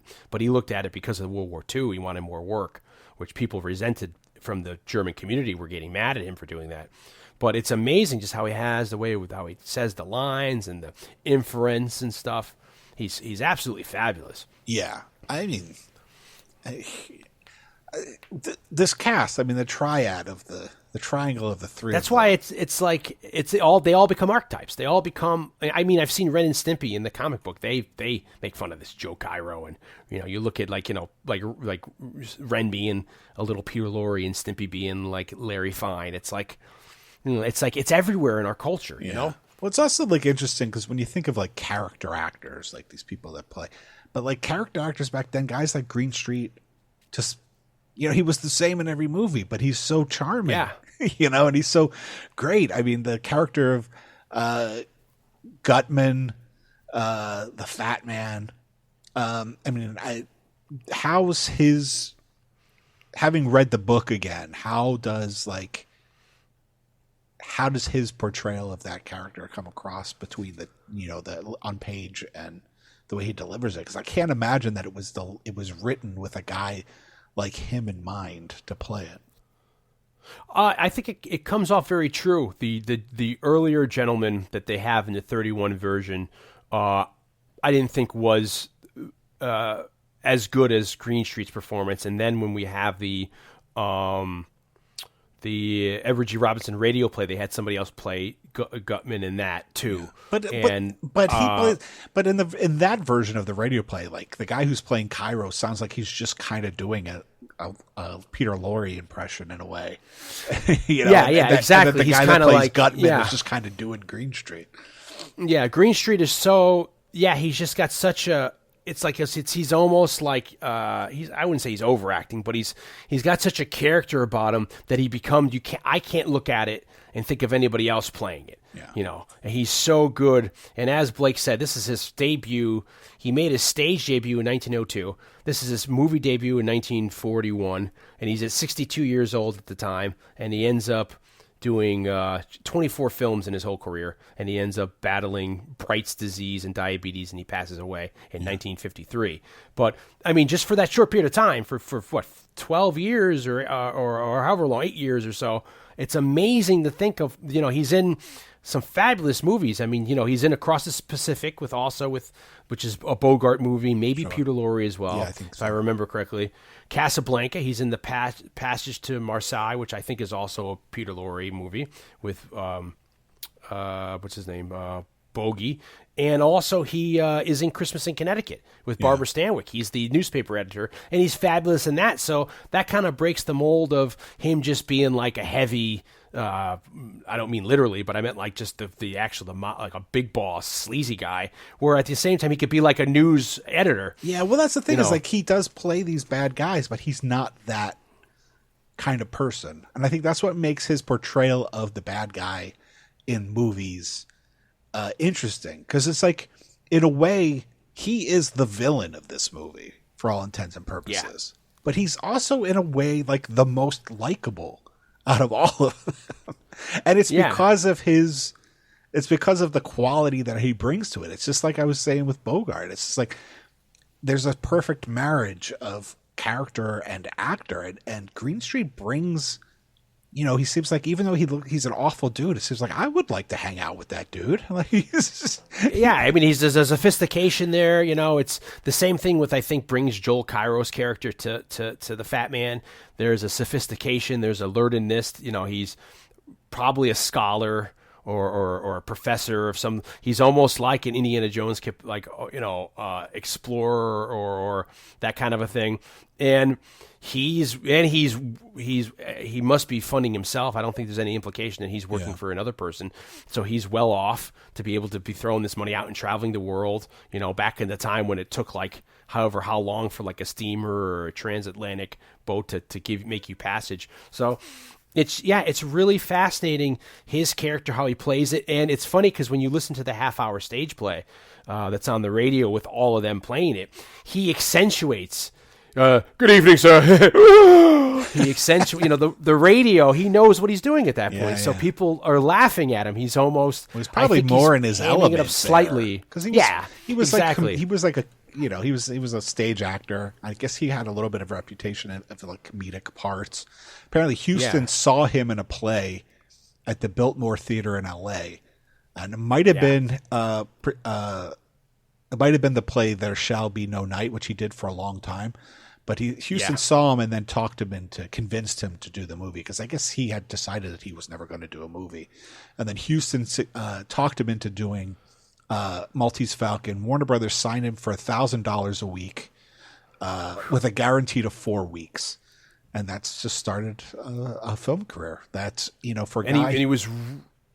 Go, sorry. I was going to say, for a guy who was like 61, 62, ultimately only made 24 films, granted in a pretty short amount of time, like his impact on cinema, especially for like me and you, and like even like talking about movies with my dad, is like huge. Like he was also like the initial inspiration for Jabba the Hutt. George Lucas saw Jabba the Hutt as like the Sidney Greenstreet character of Star Wars, and early and even early character maquettes that the artists were making. There was one maquette that you could see like on the documentaries of like he has a fez on, just like he does in Casablanca.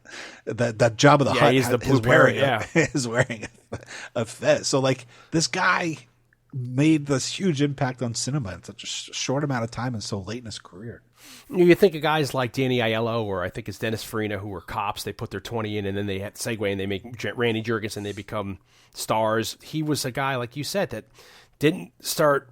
It's just insane that late in life he has this amazing career. He does a lot on radio too. I think he becomes the Nero Wolf on radio. I have a couple of those radio shows where he's really, really, really good. And it's just him in this, and then him in Casablanca, fabulous. And then he goes on to do 8 other movies with Laurie. And I recommend everybody to go see them, because they're great together, because they all became friends. And there's these crazy things like on set, they would they would go drink afterwards, or they hang out and they party. They become really close. Bogart and Laurie became really close, and Laurie and Greenstreet became really close. And you could kind of see some of that affinity going on. And, it's just, it's lightning in a bottle with these guys and their performances, and then add in Elijah Cook Jr., who I absolutely love, who was in every television plays show Wilmer ever in the 60s. Yeah, 70s, people. 80s. People remember going on. He's in the Killing, the really, really good Stanley Kubrick. That kind of, they say, that kind of ends film noir around 56. He's in that. He's in The House on Haunted Hill, the original Vincent Price movie. He's in a slew of 70s movies, 60s movies. He's in a lot of television. He's in Rosemary's Baby. He's in an episode. He's in an episode of Star Trek. He's on an episode of Starsky and Hutch. He's in the Night Stalker television movie. The pilot, I think. He might be in the pilot movie. He's in the pilot movie. He's in Tom Horn. Yeah, I don't see what he does. He's in Steve McQueen's second to last movie, Tom Horn. I don't know what he does into the 80s, but he has that look, and he's so recognizable. His last part was in the late 80s. He was a recurring character on Magnum P.I. That was like 88, 89. Yeah. And then he dies in 1990 at like the age of like 90 something, like 92 or something. Yeah. Well, because he fills a role. It's kind of like he becomes the America's version of a Peter Lorre, where he's up for that part. And that's why it's interesting. You see Dwight Fry, he dies of a heart attack in like 38, 39, who we said he's Fritz in Frankenstein, the Igor character, and he's Renfield in the original Dracula. He had the same, these thin guys who have a particular look. And I love Wilmer's character. Wilmer in the movie is such a great, in the 1931 movie, they give him kind of that hat, like the news boy's hat with the thing on top. They give him that kind of a look, because at the time that's what gangsters were kind of wearing. So you see he's kind of trouble because he's a quote unquote gunman.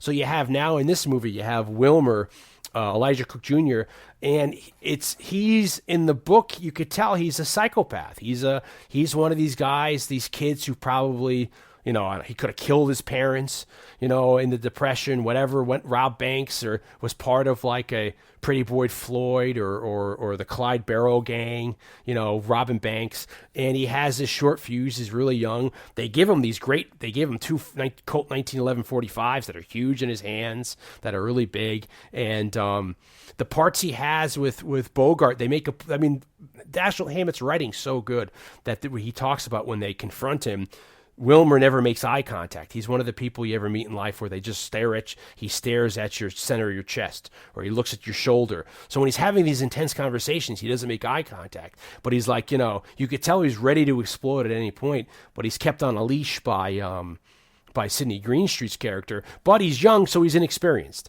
So, if he gets the age that he almost becomes like you see that he is Benny Bronco from the Bronx. You know what I mean? He's that character that in 20 years he'll be the guy that's going to kill, if he's not killed first, And then that's where also maybe because of his naivete, there's a reason he gets together, who knows what's going on, but there's the implication that Joe Cairo and are hanging out. Yeah. So it's really fascinating. I mean, it's to the point where the book I have coming out, I have a Sidney Greenstreet character. I have a Peter Lorre character. I have a Elijah Cook Jr. character in it. I have a Barton McLean character who is the lead cop in this movie. Barton McLean, I love. He's the lieutenant, and I think he's great in this, the Lieutenant Dundee, because how also they shoot the movie.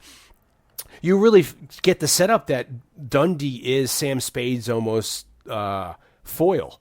He's the other side of what Sam Spade would have been if he stayed a cop. He's very straightforward to Sam. He's like, I'm sorry your partner died. He's like, I don't know, I'd probably do it too if you get vengeance. The setup, we haven't got into even what the movie's about. Yeah. We think people should know. But he says to him, like, I'm going to give you a straight, what does he say? I'm going to give you a straight thing, and then even how he's talking to him when they bust into the apartment, and how he's throwing, like, you could tell Sam's getting some heat off of him because he's the lieutenant. Sam knows that this guy knows what he's talking about, and you get the younger Ward Bond, who I love. Ward Bond, we bring up again a lot. He's John Wayne's best friend. He's in It's a Wonderful Life. He's in Wagon Train. We brought him up. Famous, very, very famous character actor in all these movies in the 40s and 50s, film noirs and westerns in particular, and a lot of John Wayne movies because he was friends with John Ford, John Wayne, all those guys hung out I think together. they played He was John football Wayne's together best at friend. USC.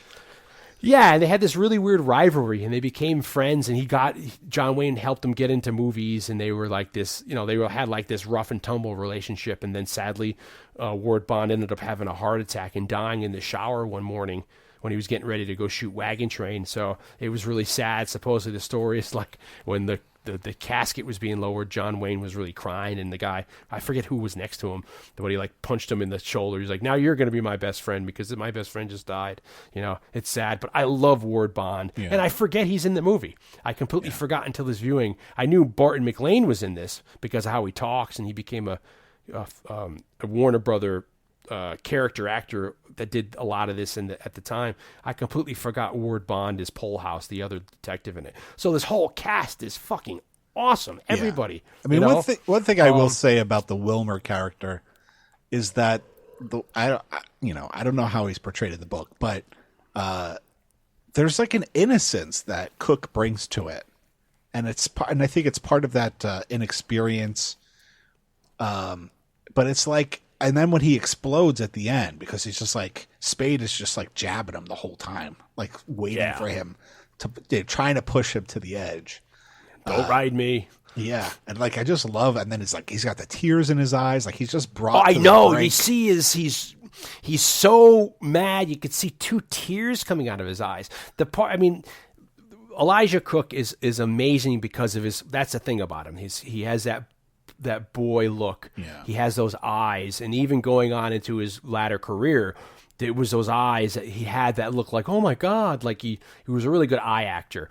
And that scene when Spade starts giving him guff when he's trailing him in the hotel lobby, and then of course Spade knows everybody, so Spade brings the house detective over, and that's all in the book, where he's like, what do you got 2 big gunmen sitting here? When Elijah Cook brings his paper down and his eyes are wide because Elijah Cook realizes that Spade's diming him out, it's almost like a kid getting caught by the teacher, like another kid saying, this kid doesn't have a hall pass. And he's like, I love that part. Like Elijah Cook is so good just, giving, even just with his expressions, how he's feeling, Yeah. It's fabulous, fabulous. So one of the things that drew Houston to the book and wanted to make it into a movie is that the entire book and the movie, with the exception of something that was a reshoot requested by Jack Warner, is entirely from the Spade's point of view. And so throughout the movie, every time the audience is introduced to a character, it's because Spade is introduced to the character. Humphrey Bogart is in every scene of the movie except for the murder of his partner, and that's the scene that I was referring to is something that was requested by Jack Warner to be added later on. And that's not in the book. You don't. Yeah. You only have him getting the phone call. There's a few instances of reshoots which we can get which are just interesting trivial things that we can talk a little bit about, towards the end of it. But so Huston, we said how he decided that he wanted to do it. He was going to follow the book, how the script was kind of written. But Huston, being a first-time director, went through and meticulously storyboarded the entire film, shot for shot, the way he wanted to shoot it. And he was friends and had worked with the director William Wyler, who was a fantastic Hollywood director, directed so many great films, including, I think, like Ben-Hur and stuff. And so William Wyler went through the storyboards and then would give Huston suggestions or notes. And if Huston thought that they were, applicable, he would make those notes. So he was using his network of people that he had worked with as a writer to kind of get ready to make this his directorial debut. And he shot it pretty much largely in sequence from start to end with a lot of rehearsal, because which helped the actors all that, though they had all that prep time to be able to get I think he was able to get a soundstage. And he was able to do extensive rehearsals with. And I would also envision, before we leave Peter Lorre's character, Cairo, that was also based off of somebody, we said that before. Yeah. Hammett met somebody in a money laundering scheme somewhere. I forget where it was, maybe in Texas or something. And he met the proto Joe Cairo character. And I think the same thing with Guzman. He met the Sidney Greenstreet character somewhere too. If you want to go there, Dion, we can go there. Go do it. So we're saying, we kind of hinted at it earlier that Hammett had kind of based or was inspired by real people that he had met as a detective for most of these characters, for basically all of these. Hammett worked forgeries, bank swindles, safe burglaries. There was a very notorious story where he had to go find a Ferris wheel. He made $21 a week, which is roughly about $500 in 2017 money when he was a PI doing this stuff. And as Blake's going to go there, do it. So Cairo, as Dion implicated, he was a forger that Hammett had picked up in 1920. Gutman, the Greenstreet character, the character that Sidney Greenstreet plays, was based on someone that he had tailed who was suspected of being a German spy. And that person kind of inspired that character. And he said, quote, of that person, that I never shadowed a man who bored me so much. I don't know how that translates to the very interesting character that Gutman becomes. Bridget O'Shaughnessy was based in part on a woman who came into the Pinkertons to hire an operative to discharge her housekeeper, whatever that means. I guess fire her, get her out of the house. And also partially inspired by a person named Peggy O'Toole, who was Hammett's assistant in an advertising company he worked at after leaving the Pinkertons. That's maybe what I was thinking about with the jewelry. It had something to do with jewelry advertising at the advertising company. Effie, who's Sam Spade's secretary, was based on someone who asked him to go into the narcotic smuggling business with her in San Diego. That's awesome. Wilmer, who we were just talking about, the Elijah Wilmer Cook Jr. character, was based on someone that he had picked up in Stockton, California.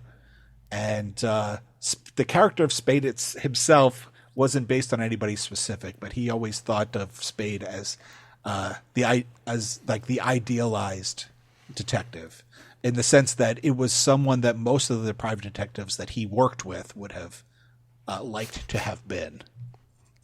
Yeah, he says that there was more more stuff happens to the Continental Op or to Sam Spade in the Page than it happened to him 6 months doing the trade. And Hammett evidently was like a 6 foot tall guy, so they say he was really, good at, shadowing people, knowing how to hang back and doing all that kind of a thing. He learned all the tricks of the trade.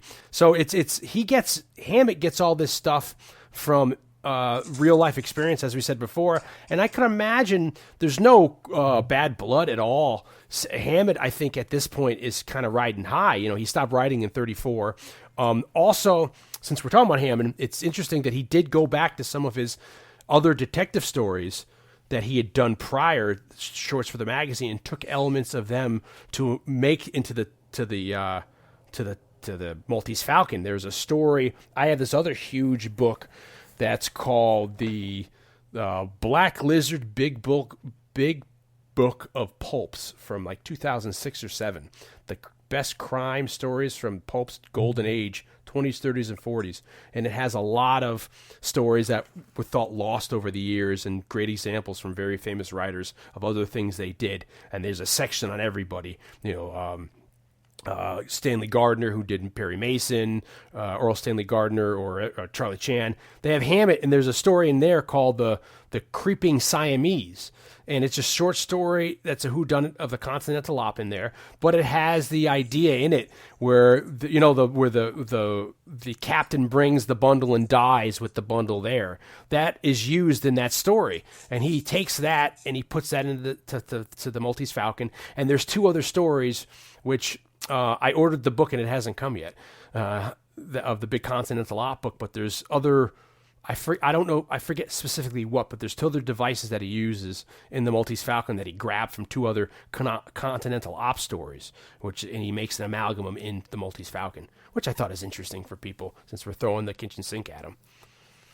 So, I'm sorry. My point was, Houston, I'm sure, since Houston wasn't, was doing was when we was doing prep for this movie, he probably worked in tandem with bringing Hammett in. And Hammett, I'm sure that's another thing. Sam Spade or Bogart was, I'm sure, able to hang out with Hammond, the B3 organ. He was hanging out with the Hammond. He was hanging out with Hammond. I'm sure he got, so to refine his character as a PI, he was able to hang out, talk with Dashiell. So I'm sure that helped both of them, Houston and Hammett, Houston and Bogart, to be able to talk to Hammett and have him as, a reference because he wrote everything, which is, I think, indispensable nowadays. Yeah. I mean, it's... Yeah. Sure. Undoubtedly. One of the things that on this viewing, and maybe as like a younger viewer, I never really even thought about it, is that, and this goes to probably the book itself, is that like, in a way, and again, I don't mean this as like a knock on it or whatever, but it just seems way more convoluted than it needs to be. And maybe that's just because things have been dumbed down in recent decades for an audience, but it's just like there's so many working parts to all the characters that ultimately don't affect the story at all. You've hit a criticism. That's a criticism of the larger extent of the hard-boiled genre. If you read Red Harvest, that is very convoluted on what's going back and forth from camp to camp of him when he's playing double sides. And Raymond Chandler was notorious with that, because I think if you go watch The Big Sleep, that's why there's a couple versions of The Big Sleep. There's like a director's cut, because The Big Sleep is so convoluted at points it doesn't really make sense. And I think someone even called Chandler on that, and he's like, well, it's the journey. It's like it doesn't need, I forget what he says, but it's like there's a lot of, they do that on purpose because they want to just confuse the hell out of you, which a lot of times I guess goes back to the, you see that in a lot of like the Hercule Poirot stories or, the Agatha Christie where, but certainly these detective stories are very, very convoluted. And this is something here when I was little, I was like, wait, who, because you're trying to figure out, because you never meet Floyd Thursby, and you have to try to figure out who killed Archer, his partner. And I mean, we don't have to go through. People should know what the Maltese Falcon's about. I mean, he's hired to do something. His partner does it. Well, that's the thing. Like in the grand scheme of things, like the plot of the movie is very simple. like there's this item that all these characters want, and Bogart gets entangled in this, and it's just, and then how that's resolved and how they get it is basically the plot. But what happens is like there's all these like other things that are happening, and unfortunately, cinematically or dramatically, a lot of that just becomes expositional dialogue, because learning about like, it all just has to come out, and some of it's it all works, but some of it is more engaging in the way it comes out than other things, because it is like it's all there. I mean, this isn't an instance where, like you were indicating with like The Big Sleep, where just things don't make sense. I mean, the things, when you really think about them, like Green Street and, especially probably the Mary Astor part, the Bridget O'Shaughnessy, is probably the most convoluted, because they had to cut aspects out of that character out.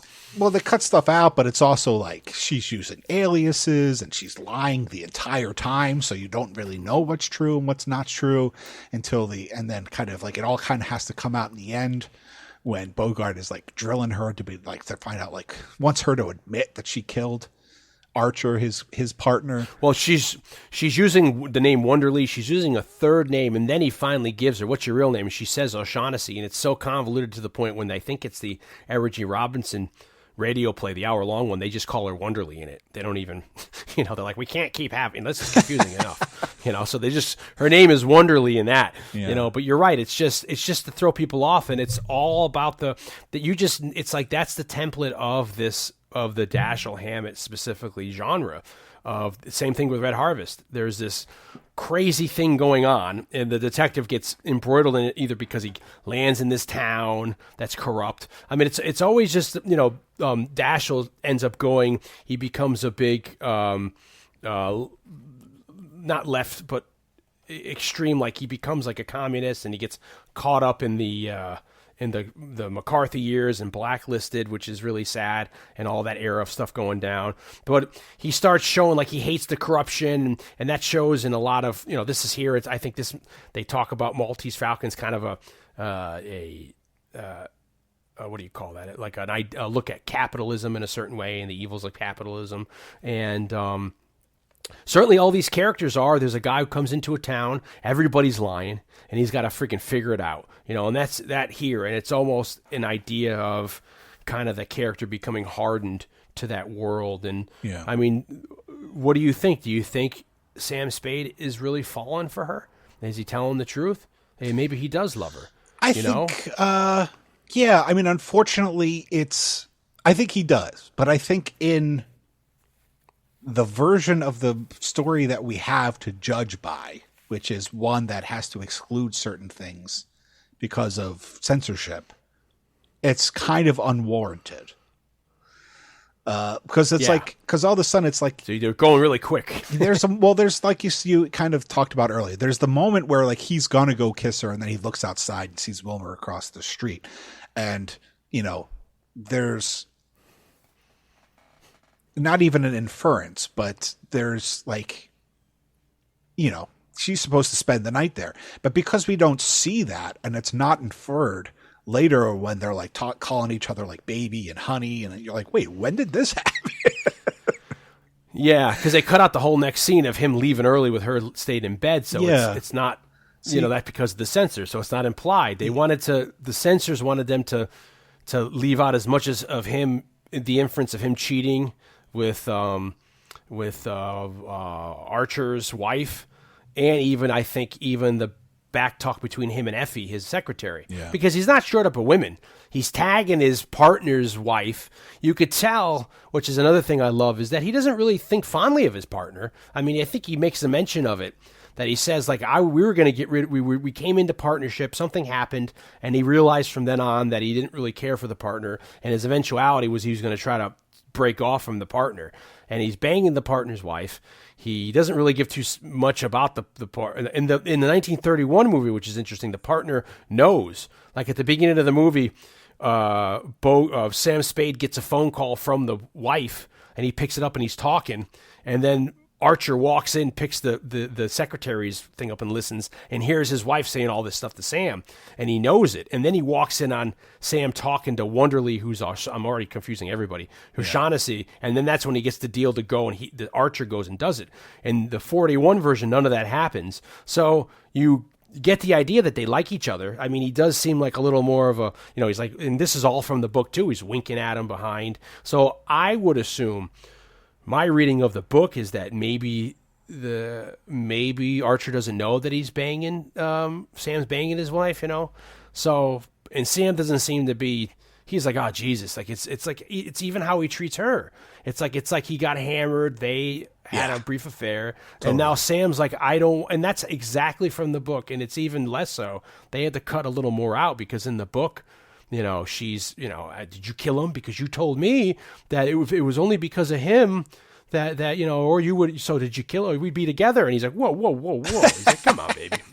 He's like, Jesus Christ, And he's like, you can't keep calling me here. So I think he's having buyer's remorse for all that. He's done with it. Which is like, we can get into like the ending of the book because that's like kind of the tragedy of this story in a weird way, that relationship. But I mean, I think unfortunately, which is kind of what I was implying earlier in talking about the book that I read, is like, I feel like there's been this, and this is just an opinion, but I feel like there's been like this romanticized view of this movie that is very likely warranted, very likely due to people watching it at an earlier time than this one, with different sensibilities, knowing more about the things going on outside the movie, yada, yada, yada. But when you watch it today, like, you can see it being like the forerunner of what becomes film noir. That's definitely there, but it's certainly not as suggestive, not as dark, not as brutal in a way that genre, which isn't even really a genre, we can get into the history of that, but then that becomes, so you're kind of left with a movie that is made a few years before movies go there. So it's like, it's kind of standing on its own as something that will be an influence on things, but it's slightly... Well, they call it, as a marker, the first film noir. It doesn't know at the time it is, but that's the first one that leads that genre for the next decade until late 50s. I mean, it's certainly the first American noir as we think of noir. I mean, one could look at a million movies from M in Germany to even Citizen Kane, which comes out that's the same year as Maltese Falcon, is much more of an influence on the visual style that becomes noir than this is. But the idea of like the Sam Spade character, the bit of that femme fatale thing, which becomes more fleshed out with the film noir movies in a couple of years.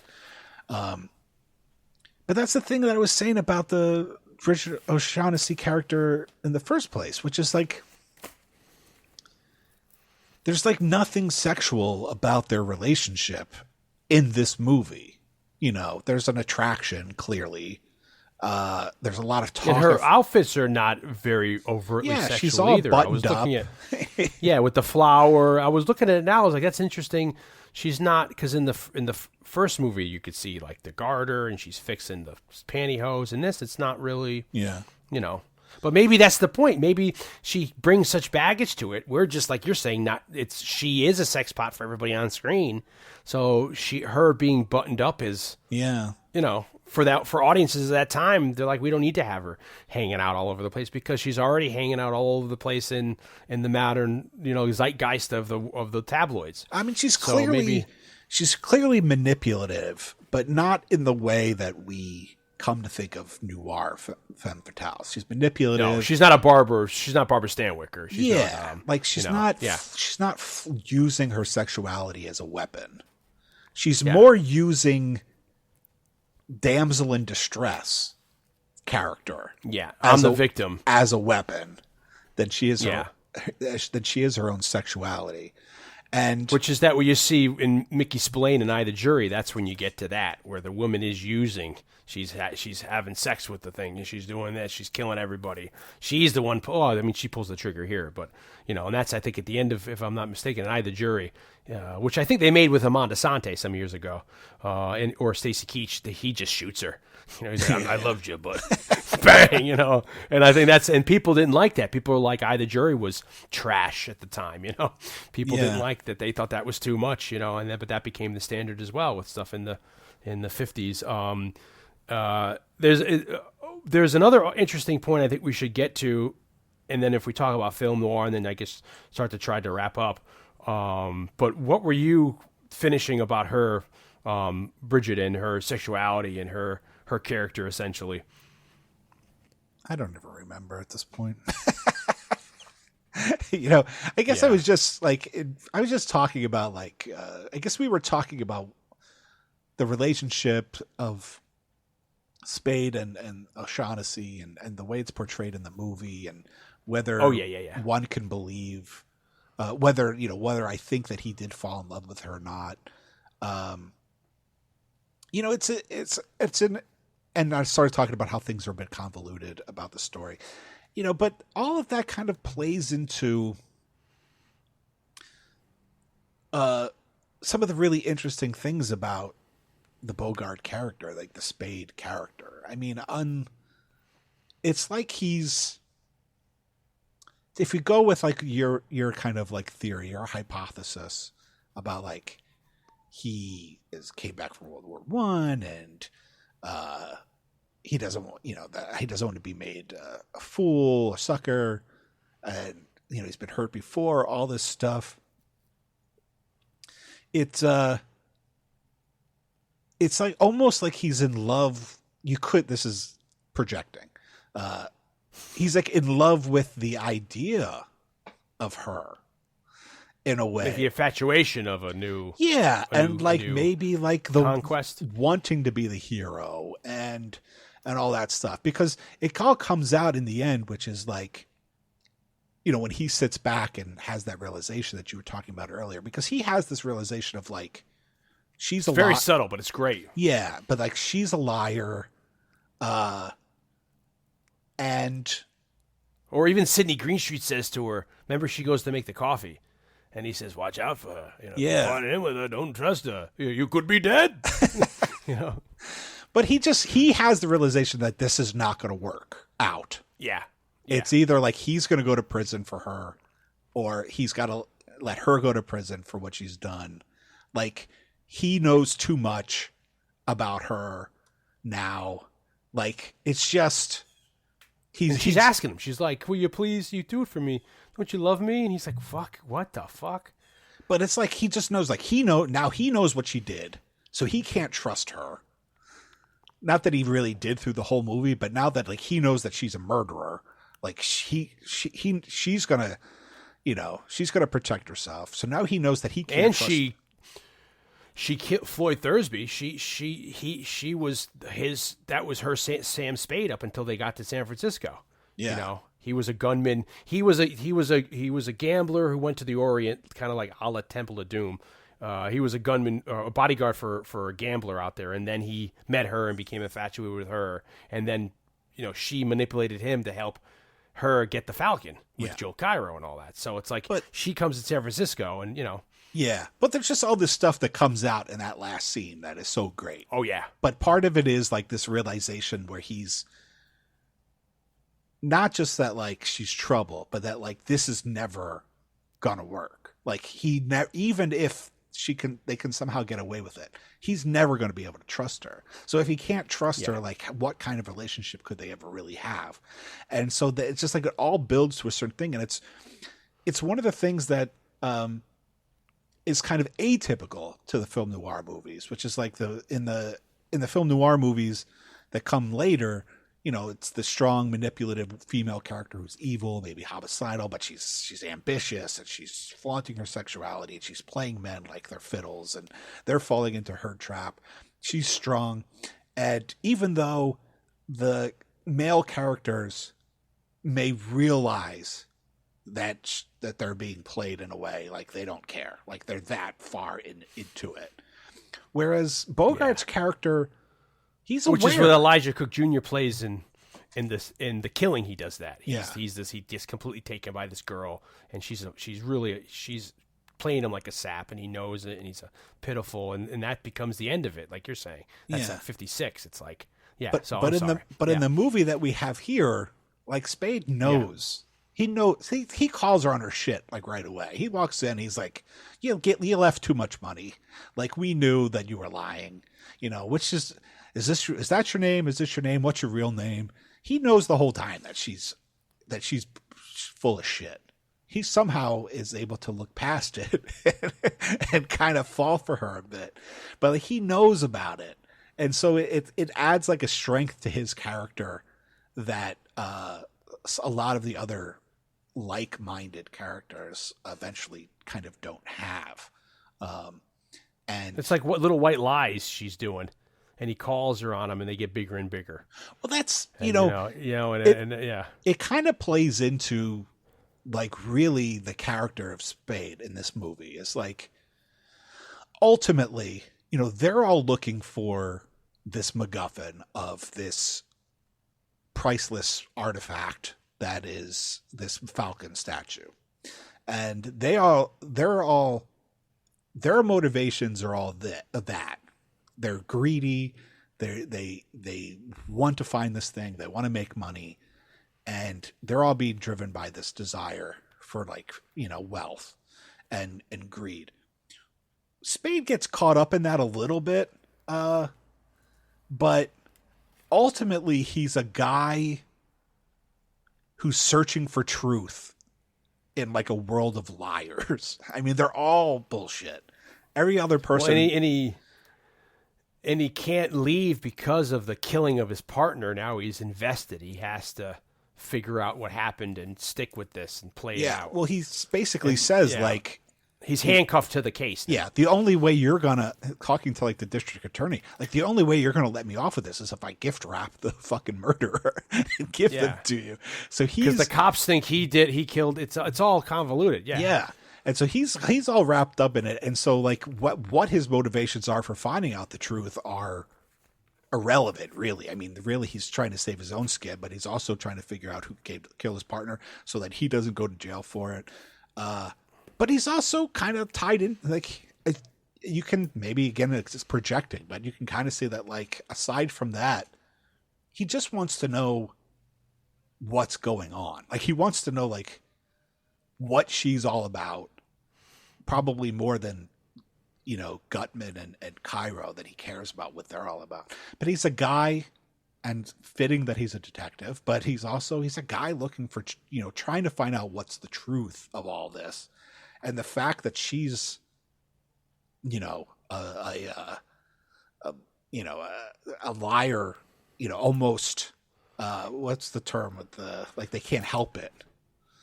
Like not a compulsive or whatever you call it, liar. Because there's even one part towards the end where he's like, "That's quite a yarn. Like, how much of that yarn was true?" She's like, "I don't know, some of it probably, some bits." Yeah. That's that's a good point, that it's almost like she can't help everything she's saying. And I wonder if she's even lying about stuff she doesn't need to lie about. But it's also maybe coming from her character. She can't trust anybody for whatever reason from a young age, so she's not going to trust any, because she inhabits a world that you can't trust Joel Cairo, you can't trust Gutman, you can't trust Wilmer, you can't trust, maybe you could trust Floyd or the captain Jacoby, but it's like, they're all in that world of that you see then is then opened up again for Casablanca, and then the other thing. It's amazing. Yeah, you're right. It's this whole interesting kind of conflict that he's got to try to get through. He's mired in. So yeah, I mean, like I was saying earlier, the plot is a bit convoluted for maybe what it needs to be. But at the same time, it's one of the things that makes the movie great. You know, like it kind of is. That's part of it. Yeah. It's kind of breaking the rules that, you know, we will later learn in screenwriting classes, and, you know, keeping things simple, and everything has to move towards the motivation and the need of the character and to blah, blah, blah. I mean, it's a lot of like expositional things, but it's adding a depth to the world and to these characters in a way that just wouldn't be there without it. And yeah, it gets confusing, you know, because you are waiting for like the whole time to be like, wait, who's Jacoby, and how did he get the thing? You know, like the captain that comes in who's been shot. Yeah, from the La Paloma. La Paloma. And why doesn't he show? And why did he show up to Spade's? I mean, you have to wait to find out. Cameo by Walter Houston, by the way, too, uncredited. Yeah, John's father. Yeah. So it's like it makes you wait for it. You know, because there is this moment where... And he's not even dressed as, like, a captain, which is... You think, like, in the book, I think they thought he's got, like, a slicker on, or... You know, he looks more like he just stepped off of a freighter or something, or a steamer, you know? Yeah. So you're right. It is... That gets a little, like, who the hell are these people? And what? You know, and then especially when they're talking about someone you never meet, Floyd Thursby. You know, you're like, wait, who's he, and who killed? How did he kill Archer, are they saying? Or no, Archer killed him, and then... Oh, then wait, who killed Floyd then? And that's even funny with Peter Lorre. He's like, no. He's like, it's 2, not 3, because obviously the kid killed. He's like, okay, whatever. You know, he's like, there's a lot of funny bits with Peter Lorre, you know, where he does that stuff, where it's that little subtlety with all that kind of thing. I do also think that we should mention there is a bit that's taken out of the both movie versions, a sequence, and it's very important. A lot of people think it's kind of like the quintessential thing in Hammett's career. It's this little parable he gives. There's a scene in it where he's hanging out with Bridget, and I forget what part it is. It might be while they're waiting for when she shows up at his house. You know that scene, and she's like, oh, you know, and they have some time together. And it might be actually when Wilmer's outside, and while they're there, Sam Spade gives this parable, gives this little side story about something that happened in his career, which I think is one people think is one of the most revealing things about his psyche, his character, as well as something that Dashiell Hammett is very profound in his career. And he talks about this case Sam Spade had called Flintcraft. And what Flintcraft was, it was a case where Sam Spade was, for some reason, and I can't remember this verbatim or whatever, but it sums up is Sam's put on a case to go find somebody. He finds this guy. And what ends up happening is that he meets this guy named Flintcraft. And Flintcraft was a man who had a wife, had a kids, had a great job, whatever he did. He was going back and forth to work, had the life, had money, everything was paid off. One day, he just disappears. And nobody knows what happens to him.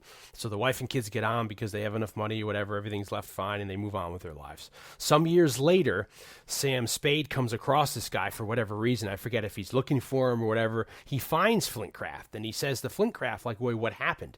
And Flintcraft explains to him that he had this great life. He was this normal guy, had a wife, had a kid, had anything everybody wants. He had a house. And one morning he's walking to work, and they're making a building. They're building a high-rise. An I-beam falls off the building and lands like a foot away from him and hits the concrete. And because it's the sidewalk, he shows Sam Spade on his face there's a scar where a piece of the concrete came up and hit him in the face. And he says in that moment, Flintcraft, that changed everything, and it made Flintcraft realize that because of the fickleness of fate, that anything could happen to you. We have made ourselves, built these lives that we've become prisoners in, and he becomes so scared that he realizes that his life is not what he wants it to be, or he's doing what he's supposed to be doing, that he ends up leaving his wife and kids. And he said, it wasn't anything that he left, that he wasn't leaving them destitute. They'd be able to get on with it. He loved them just as much as anybody else, but not that he would be missing them every day. He knew they'd be taken care of. And he moved on, changed his life, but just did other jobs, and then ended up in a couple years then getting a wife, having kids, and settling down again, and then settling back into this, unconsciously settling back into the same thing. And Sam Spade relays this conversation, and I think the idea is it's supposed to be what Sam Spade's problem with life. And he says, when he's done saying the parable to her, he says, something to like the effect of, what do you think about that? And Bridget doesn't really listen, is not really almost listening, and she looks away. And it almost also gives Spade a little insight to her character, that she's not listening to this philosophical thing, or if she even understands him opening up to her, because he's actually telling her a little bit about himself. And people think this is so profound because this is 1930, that Sam Spade or Hammett's actually talking about existentialism, and this idea that ends up becoming very big with the film noir movement in the 40s, and the idea of people questioning, is this what I should be doing in life? And what's the world really about? This huge philosophical thing that translates specifically with the French in film noir and in movies along with art. And it almost becomes something that people may not be doing consciously, but they get labeled it, and they're saying, oh, this is an example of film noir, or this is a grandfathered in.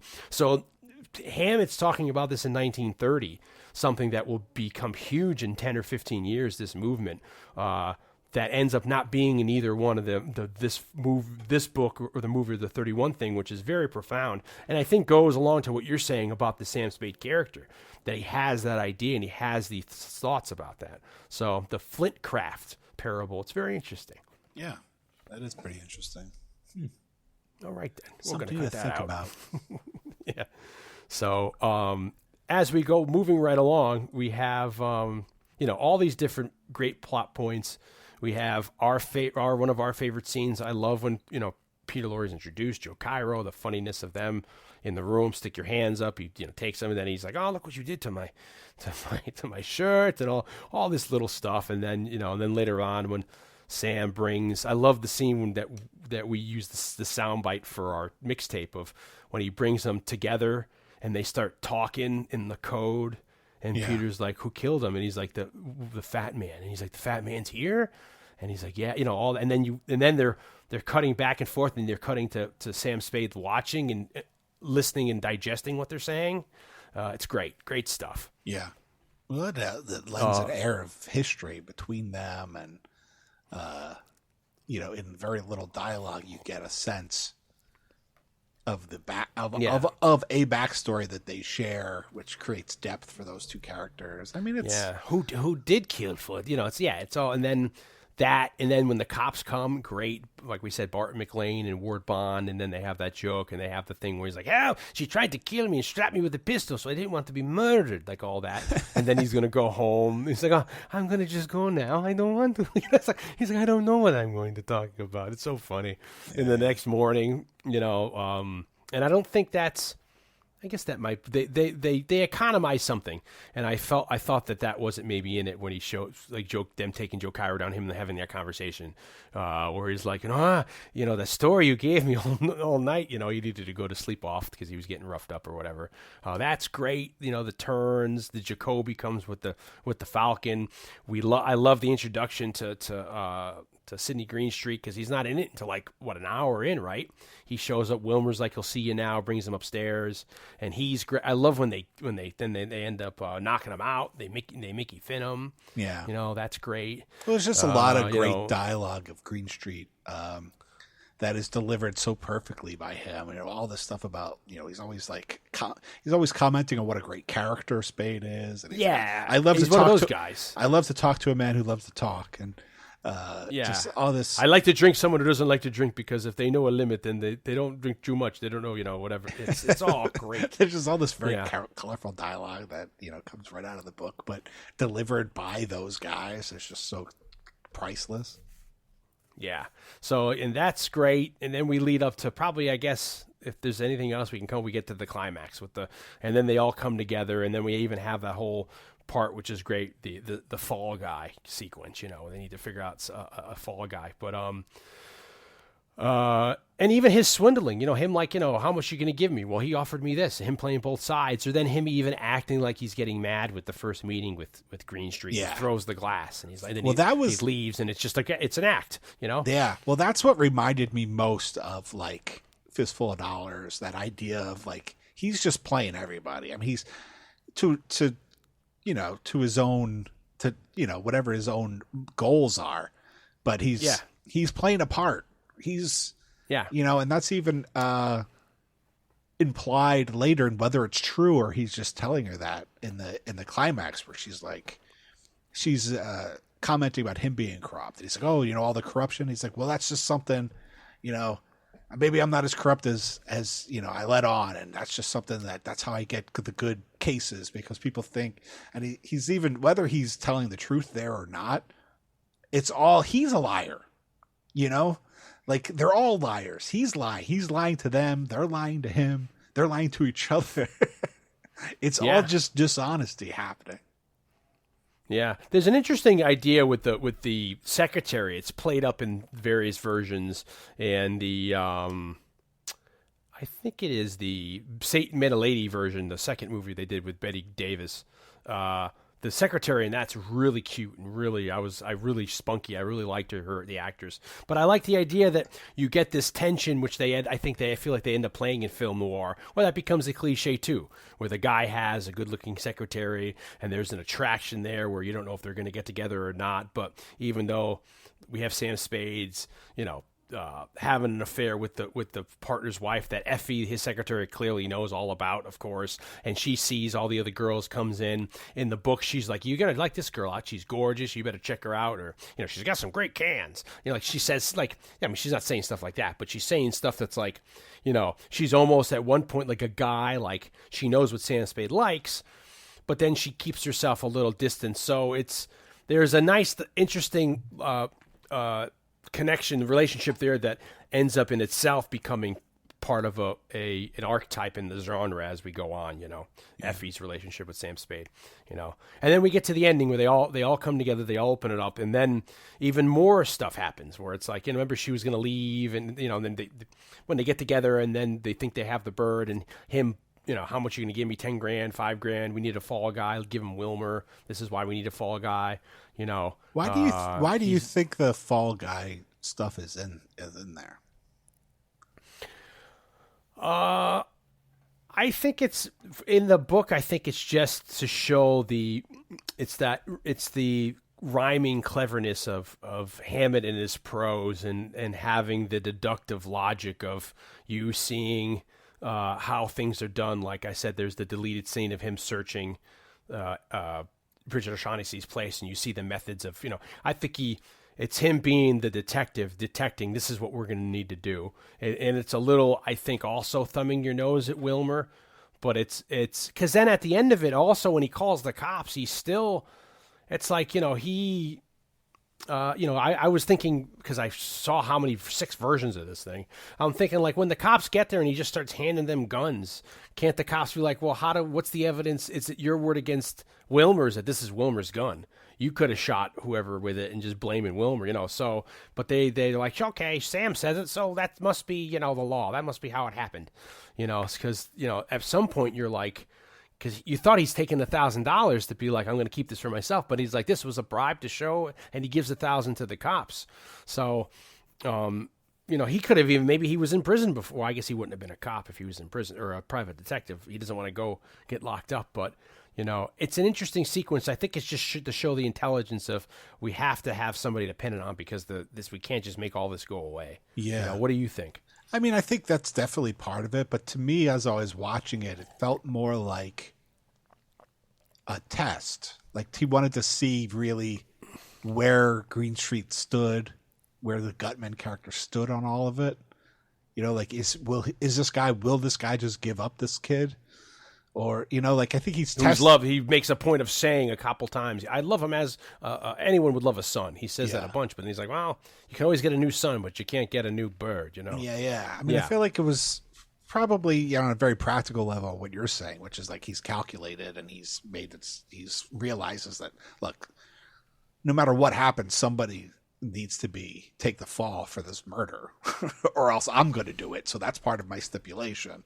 But at the same time, like pointing at Wilmer, I feel like he's trying to see where everybody stands in it. Like what are the actual relationships, and how loyal is everybody? What's the how corrupt can they be? What's the true dishonesty that's happening here? Yeah. Like, The hypocrisy of it all, knowing that they're gonna, how they're willing to sell each other out at a moment's notice, even the ones that are, that have so close bonds. Because even like I said, there's even an inference I got. I might be wrong that they were. I don't. There was weird stuff with the three of them, with being gay and if it's a father-son relationship or is it something else. But either way, he's still giving them up. Because at the end of the day, like, how much can you really trust a guy that's gonna, be handed over, hand over his own dude? Like, can you really trust that guy to come up with whatever his end of the bargain is in this case? And I guess that's maybe goes more of the theme that these guys are so corrupt. So the bird makes everybody so, they'll do anything, to get the means to get the end of this. Nobody can be trusted. Yeah. Everybody's hypocritical, But that's interesting. You're probably right. I mean, that's just a test to just, for those levels, to screw Wilmer over, to have a practical way out, and then to see, are they willing, do they have a limit? And clearly none of them do. They're willing, okay, we'll sell Joe Cairo out, and we learn maybe, and also it could be him testing Bridget out too, to see how far Bridget will go along with it all. Yeah. She's perfectly willing as well, because in the book, it's a little more buyer's remorse. Like I said, they all help knock out Wilmer, and Wilmer's like, passed out, and you have for a while, Joe's like, rubbing his temples and whispering to him, and they're together. So it's like, Cairo is a little more upset in the book that they're doing it, because I think they're lovers, or it's implied that they're lovers, Yeah. Where, what's his face is so much Sidney Greenstreet's so much of the learned man. He has so many years under his belt that he realizes he takes everything in stride. Like, I can get another. He realized, you have to lead with your head, not with emotion, and that seems like that what Sidney's doing. Sure. Where everyone else kind of isn't. Yeah. I don't know. Anything else you want to get into before we get into some of the more trivial aspects? Probably, but I can't think of it at the moment.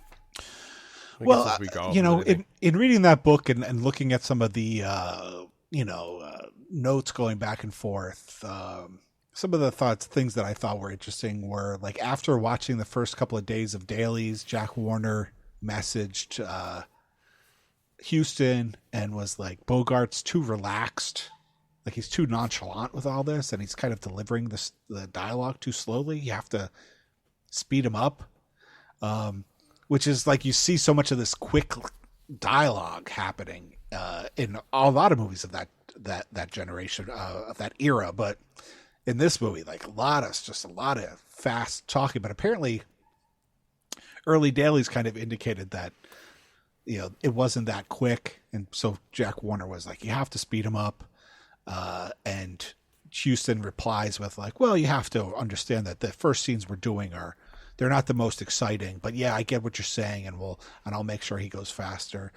Also, there was a comment of, like, Greenstreet's great, but sometimes I fear that people aren't going to understand what he's saying. So you have to make sure that he pronounces things. His pronunciation is more clear.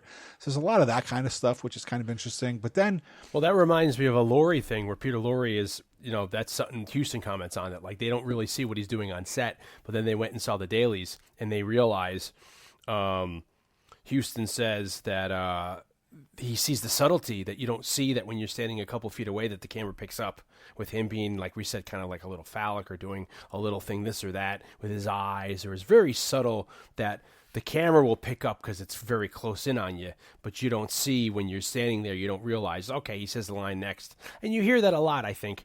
In the industry, people realize with acting and film that people will be on set, watch a performance, and then they don't realize till they go back and watch the actual dailies of the camera angle that they see that there's a more nuanced thing there, Yeah. Some of the other things that I thought were interesting were, like, after the film was done, some of the reshoots that Jack Warner asked for, or additions. Like I said earlier, like, he wanted to show the murder of the Archer character. So they went back and they shot that, even though it's really not needed. And like you said, it's not in the book. He asked for the prologue at the beginning, the titles that kind of give historical background, that basically Greenstreet delivers his dialogue later. He wanted that. Yeah. After Which suits more the era, I guess. You have like that at the beginning of The Mummy, gives you a little prologue of what's happening thousands of years ago, and so it's like that's not in the book, but you're right. That lends itself kind of like getting the audience up to speed for the movie. Sure, that was something that the owner of the studio wanted. The opening scene, the first scene with Mary Astor. After a preview, they had a preview, and apparently a lot of people indicated that they didn't know what was going on after that scene. So, Jack Warner requested that they go back and they reshoot her close-ups. And basically, in the book that I read, they go through and they show you what the original scene was, the dialogue, and they show how it was changed. And it basically just makes her speech about her sister and Thursby more clear of like why she's there and what she's asking. That reminds me, you're talking about her scandals. I am reading that one of her husbands did die in a plane crash, which was also big tabloid news at the time as well. She was having an affair with Barrymore, and then her husband dies in a plane crash at the time. And then that reminded me of it. And then there's the ending, which some sources say Jack Warner was the one that decided to not do the ending of the book and end it earlier. Some say it was Huston that decided it wasn't needed, and then he went to Warner and talked about it. But ultimately, there's a scene in the book that's after the scene in the movie, and the other thing is about the ending that we do have is that apparently it was Bogart that came up with the line, "It's what dreams are made of," which is a play on a line from The Tempest. So that wasn't written by Hammett or Huston. That was something that apparently Bogart came up with. And Ward Bond's like, huh? And one of the things that I think Warner requested of the ending that we do have is that when the police take Bridget out and they're in the elevator and Bogart walks out and looks at her, it was to kind of soften him up as a character, or make him maybe a little bit more like he's reflecting or he feels bad about what happened. Because I think they were afraid that he was going to come off as kind of corrupt as everybody else. So there's just like how a nice subtle like look could really change how the audience could feel about him. So there's just like that kind of stuff, little trivial things. There's other thing where when they were filming, they wanted it to be a closed set, and they talk about this in the Peter Lorre bio, where some people would come on and be giving, VIPs would get tours of the sets and stuff, and they didn't want people on, so they had this thing where they had these they all became very close, so they had these little jokes worked out. So if they saw something happening, John Huston can yell number 4, and all of a sudden they could be on set getting ready for a scene, and then he'd hear Bogey would hear Huston say number 4, and he would start going into a tirade of how Sidney Greenstreet's a hack and how you'll never act again and you're stealing the scene, and then Sidney Greenstreet will start yelling at him. So because of that, people would have to be like, oh, we better get you off set because they're arguing, and they'll be able to shuffle the people out. Or there's another scene where another story number they would do is if they hear people were coming to a set, they would have Peter Lorre, because Peter Lorre had a really dry sense of humor. Like he was that was the reason, like he could deliver with these really innocent eyes, these really killing blows verbally. So if they heard people were coming to set, they'd have Peter Lorre run into Mary Astor's trailer or makeup room, and then people were walking by, he'd be coming out zipping his fly up. And this is in the Lorre bio. They would do this just to freak people out, to get people to talk. It's freaking hilarious. Because they talk about that Lorre and Bogey. They ended up becoming friends and going to parties and stuff like that. And in the Lorre biography, they talk about how both Lorre and Bogart really hated like posh and people who were pretentious and stuff like that.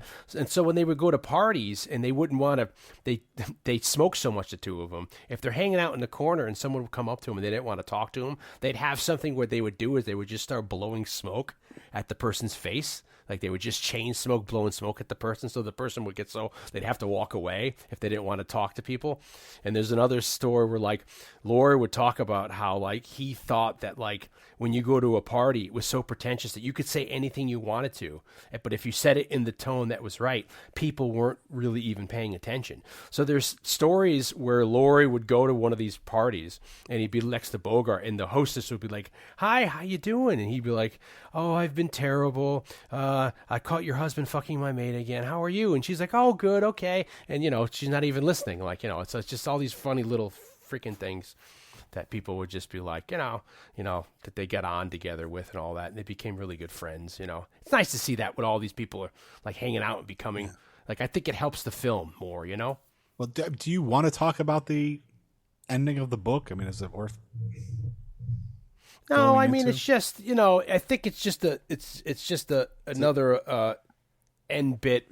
Is there anything particular you have on it, or? You know, I think it just, the ending that we have kind of shows that, you know, at the end of the day, everything that Spade was doing was to solve the crime and kind of find out the truth. But it's my understanding that the ending of the book takes place back in Spade's office, and he tells Effie, his secretary, about what happened, and she seems kind of disgusted about it, and like she's kind of disgusted with him about like turning in Astor, I guess. And then it ends with his partner's wife coming in, and that he kind of goes with it, which is like defeat. Like it ends like on a sour note, which is just like, you know, he's just kind of he's accepting of like this is his lot in life, and he's even though he's been trying to get rid of this girl the whole time, he's like, all right, whatever.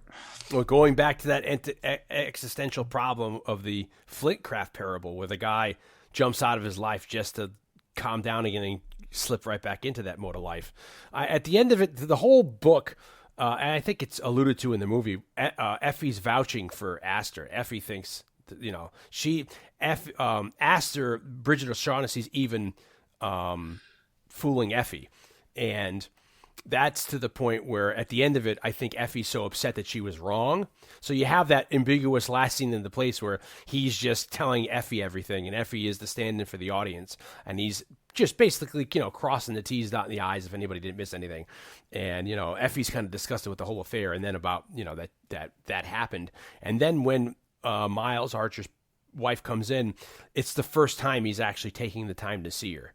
So, you know, he is, after all this now, going to take, you know, it ends with, like, the office door shutting and him going into, like, you know, to have her visit. And who knows what's going to happen. Maybe he's looking to get some ass himself because he's so upset about this that he's going to, you know, you go, you know, people go get drunk or go get hammered. He's going to maybe go sleep with her again and have that momentary relief to get away from everything and then, you know, go back into the cycle. I mean, this was they had the Adventures of Sam Spade on radio, but this was like you said, there was gonna be a sequel. They thought about having a different, you know, having the further, I forget what the thing that ended up being, the Three Strangers, that ended up being the sequel script. But then what ends up happening is that since Hammett is blacklisted in, I forget what year, at that time, they stopped printing the books. Red Harvest and Maltese Falcon go out of print. They cancel the radio series. The Adventures of Sam Spade gets canceled. So he ends up, you know, getting completely locked out because he gets blacklisted. Those bastards. So, but ultimately, the film itself was an unexpected hit. It kind of made huge careers of everybody involved. It was Huston's first movie. He was a critical success. They started to compare him to people like Hitchcock, and even with just one movie, like we said, Bogart was not a leading man per se before this, but then became one kind of because of the success of this. The sequel that Dion's talking about, from my understanding, wasn't necessarily like he wasn't going to play Sam Spade again, but it was reuniting these people in another story, these actors in another kind of story to kind of play off the success of this movie. And they had some sort of sequel in mind where it was going to be, I guess, because what's his face died. Wilmer kills Green Street, which I don't think, is that in this movie? No. They don't, because, what ends up happening is when the cops come, it ends up being that Wilmer catches them in the alley, and Wilmer pumps the fat man full of lead, kills Wilmer. Wilmer kills him. So he ends up dying, and they get Cairo into custody with Wilmer. And then also another thing which I forgot to mention near the ending is there's the scene where he takes the money. Spade tells Bridget, go make us some coffee. Go do what a woman does, back then. Go just, make coffee and sandwiches for us. And she's like, okay. So as she leaves, what's-his-face says, let me hold the money for the 10 grand. And Sidney takes it and says, there's only 9 bills here. In the book and in the other versions, he says, what do you mean there's only 9? He confronts her and he says, as in the movie, where are they? Where is it? She's like, I don't have it. He's like, I don't believe you. I'm going to sort this out. He takes her into the bathroom and he makes her strip. He shuts the door and she's like, you don't believe me? He goes, no, I don't believe you. And he's like, strip for me. She's like, but even after what he's like, I don't care. If either you're going to strip for me now or I'm going to open the door and I'm going to have them do it for me. It's more of this him being pissed that, he's finding the shit out about her. So he makes her strip down and come to find out she didn't have the bill on him. And this is, they cut because of the censors, which you see happens in the 31 version. They have him do it, so she's like, oh, because it's sexy back then. You can have her half strip or whatever, be in a bathtub. So when he gets back out there, that's when he goes to Gutman and he's like, you have the fucking bill. And he's like, no, I don't. And he's like, well, either I'm going to strip, whatever. And he's like, I palmed it. I was like, here it is, So that's another thing that wasn't it. I kind of like that it's not in the movie though, to be honest with you, because it just makes him seem more of an asshole. It's also telling where it's like, it's really the only time her by saying like, I don't have it. It's really the only time she tells him the truth before that. Like everything. And that's interesting too. Everything else she said to him has been a lie, except for that. I don't have it. And he believes her. But in the book, he doesn't, and he makes her strip. So isn't that interesting that you're right? That's the only thing she tells him that's the truth. And he doesn't believe her. It's like if maybe he's believing everything else she's saying. Yeah. And the one thing she says that's truthful, he makes her do this humiliating thing, which might be humiliating for her. She may not care. We don't really know her character, really, you know. But she strips in front of him. She's like, "Oh my God," and that's the time she's telling the truth. And he's like, "Well, fucking, it's because it's your own fault. You made me do it." He's going to say something like that. Anyway, before we wrap this. Go ahead. The Bogart character, it's just this movie becomes so popular because, people who are in World War II starts in 41, and we're in the war years now. Casablanca's so big, and this character that becomes the birth of the anti-hero that you could kind of trace it back to. Bogart's character, his evolution into Casablanca becomes something that the people coming back from the war see. It's what the public needs, this icon of the era that is this kind of guy that,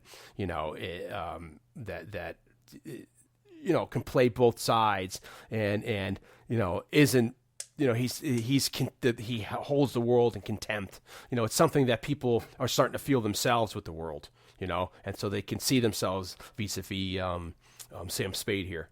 And Bogart more. That's what becomes he. I mean, if you look at Entertainment Weekly, I think called him the most famous, number one famous Hollywood, the number one Hollywood. What is it called? They said he's the called him the number one movie star of all time. Humphrey Bogart. Entertainment Weekly said so. It's because of this becoming these iconic stances. In the trench coat. Under the street light, like in Casablanca. Sure. Before we wrap it up, since we mentioned film noir so many times, should we just close this baby with a brief explanation and description of what that is and why we brought it up so much? Sure. Yeah, we teased it because this ends up opening the door to that world of film noir, which ends up leading us to where we are today. Yeah, I mean, in some cases, we had we done another movie, we probably would have opened with this, but since this is kind of the prototype for it, it seemed weird to bring it up ahead of time. But much like we talked about with the spaghetti western, when we did For a Few Dollars More, where we kind of gave the history of post-World War II cinema of like how Hollywood movies then entered Europe after the war, which were previously held during the war years. That's kind of what happens here. During World War II, Europe's not getting the American Hollywood export of cinema. So once the war's over and this kind of like wave of movies that had been made during the war hits Europe, it doesn't, when we talked about For a Few Dollars More, it impacts guys like Leone and then even guys like Fulci and the spaghetti western and the sword and sandal movies and and even Giallo to a certain extent all comes out of this. Like, well, Giallo's the next step in this. Yeah. Yeah, but it's because they're all influenced by the Hollywood movies that they didn't get to see.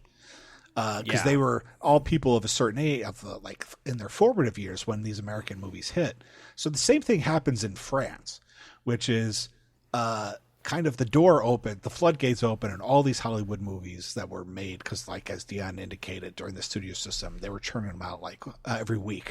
There was a bunch of movies getting made, and the French called it the occupation years. They had no art, so when the floodgates open, the French are immediately drawn to our now jazz. You have the big bands going small from, these big Benny Goodman, these big things to these little, from these big ensembles to these little groups. The bebop is hitting off. So French is loving our music coming over, the jazz and the stuff. And then they're looking at these movies that they had missed for 6 or 7 years by authors like, Hemingway with The Killers, James Cain, who Raymond Chandler adapted his thing for Double Indemnity, Chandler, all this stuff's coming over and they're suddenly seeing it. So they kind of interpret it and coin the name. They're the ones who kind of come up with this thing. Yes, these young French critics start seeing these movies and they fall in love with Hitchcock and they fall in love with all these movies. But there's this certain kind of detective, often not even,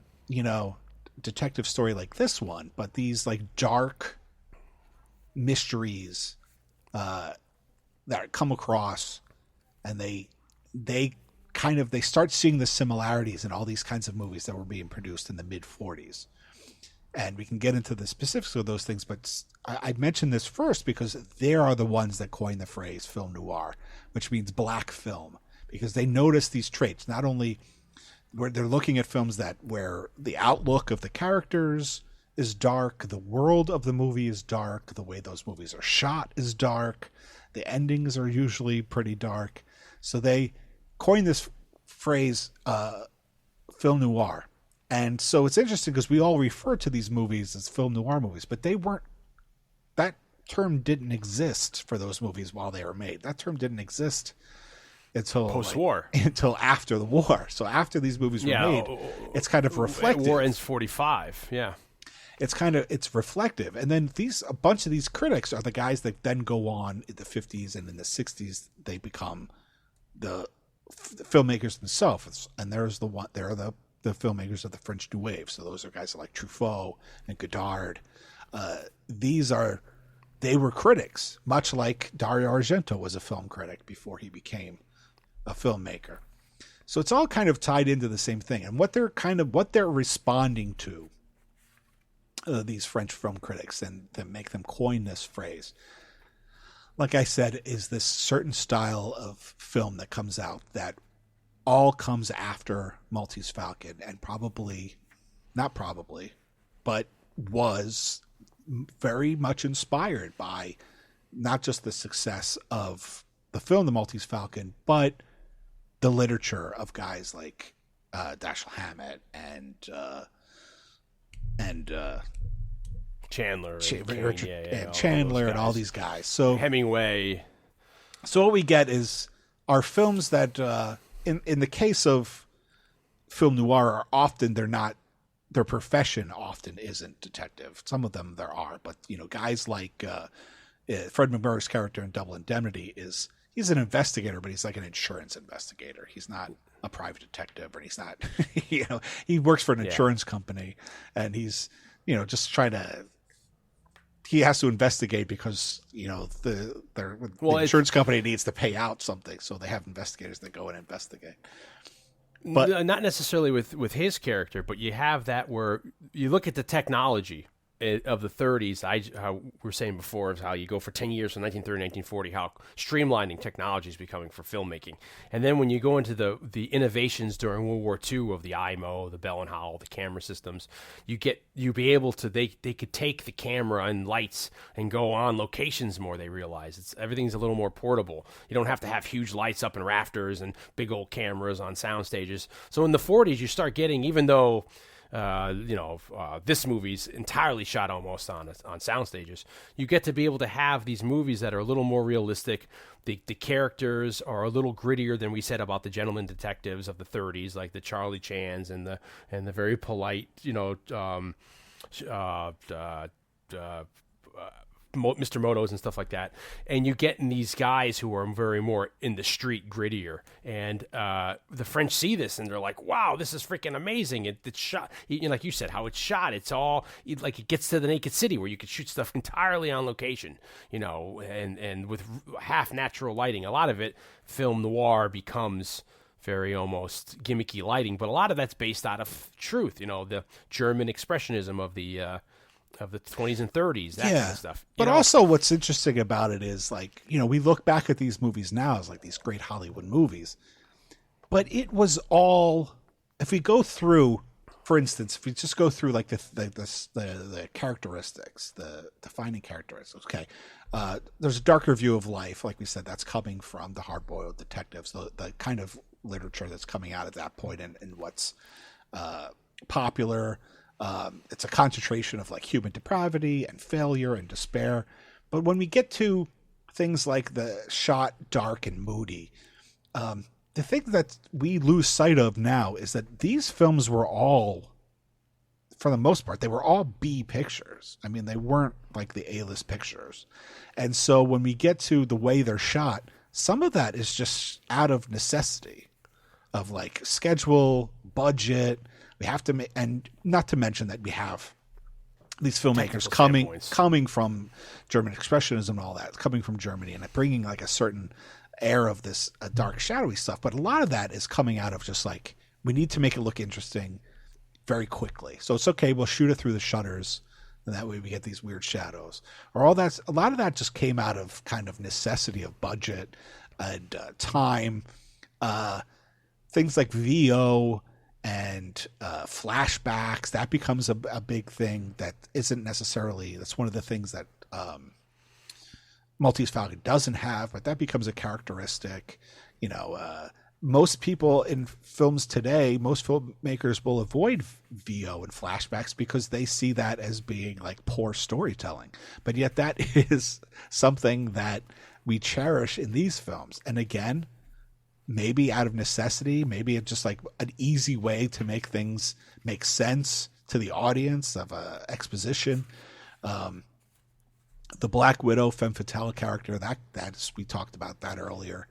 That's where these things really come to shine, because we have the men, for the most part in these movies, are played pretty weak, and the women are played powerful. Often they're evil and vindictive, but they're smart, they're ambitious, they're competitors with the male characters. They're not second. Often they're the ones in control, which is really interesting and kind of very specific to this kind of film at that time, and obviously influences other things. But the other thing that comes out of necessity is like the suggestive dialogue, which is something we've kind of talked about the whole time with censorship. They can only hint at sex and affairs and homosexuality. And although we get a little bit of that in Maltese Falcon, it becomes much more clever and explicit. Well, you get writers like Raymond Chandler and these guys who are, the Makowitz, who are doing these scripts that are just, they know how to put it in the subtext. Yeah. It's not a genre that, or subgenre, or however you want, a type of film that comes, it gets fully developed until the mid-40s, where you get a film like Double Indemnity in 1944, as well as Murder, My Sweet in 1944. But when you watch Double Indemnity, which, like Dion said earlier, is based on a short story by another writer, but the script is written by Chandler, we have this like exchange of dialogue that's like, all this innuendo about like, well, what if I pulled you over for speeding and wrapped you across the knuckles? that was on. We had that on the mixtape. Remember, that was another opening. We had the conversation before that tears it. Yeah. Minute of the Moocher. Yeah. So that was the Big Sleep, or not the Big Sleep. Is from Double Indemnity. Yeah, that was But all that, so that becomes all that dialogue that is so beautifully constructed and fun to listen to, and all that's coming out of the fact that they couldn't just have them take a roll in the hay.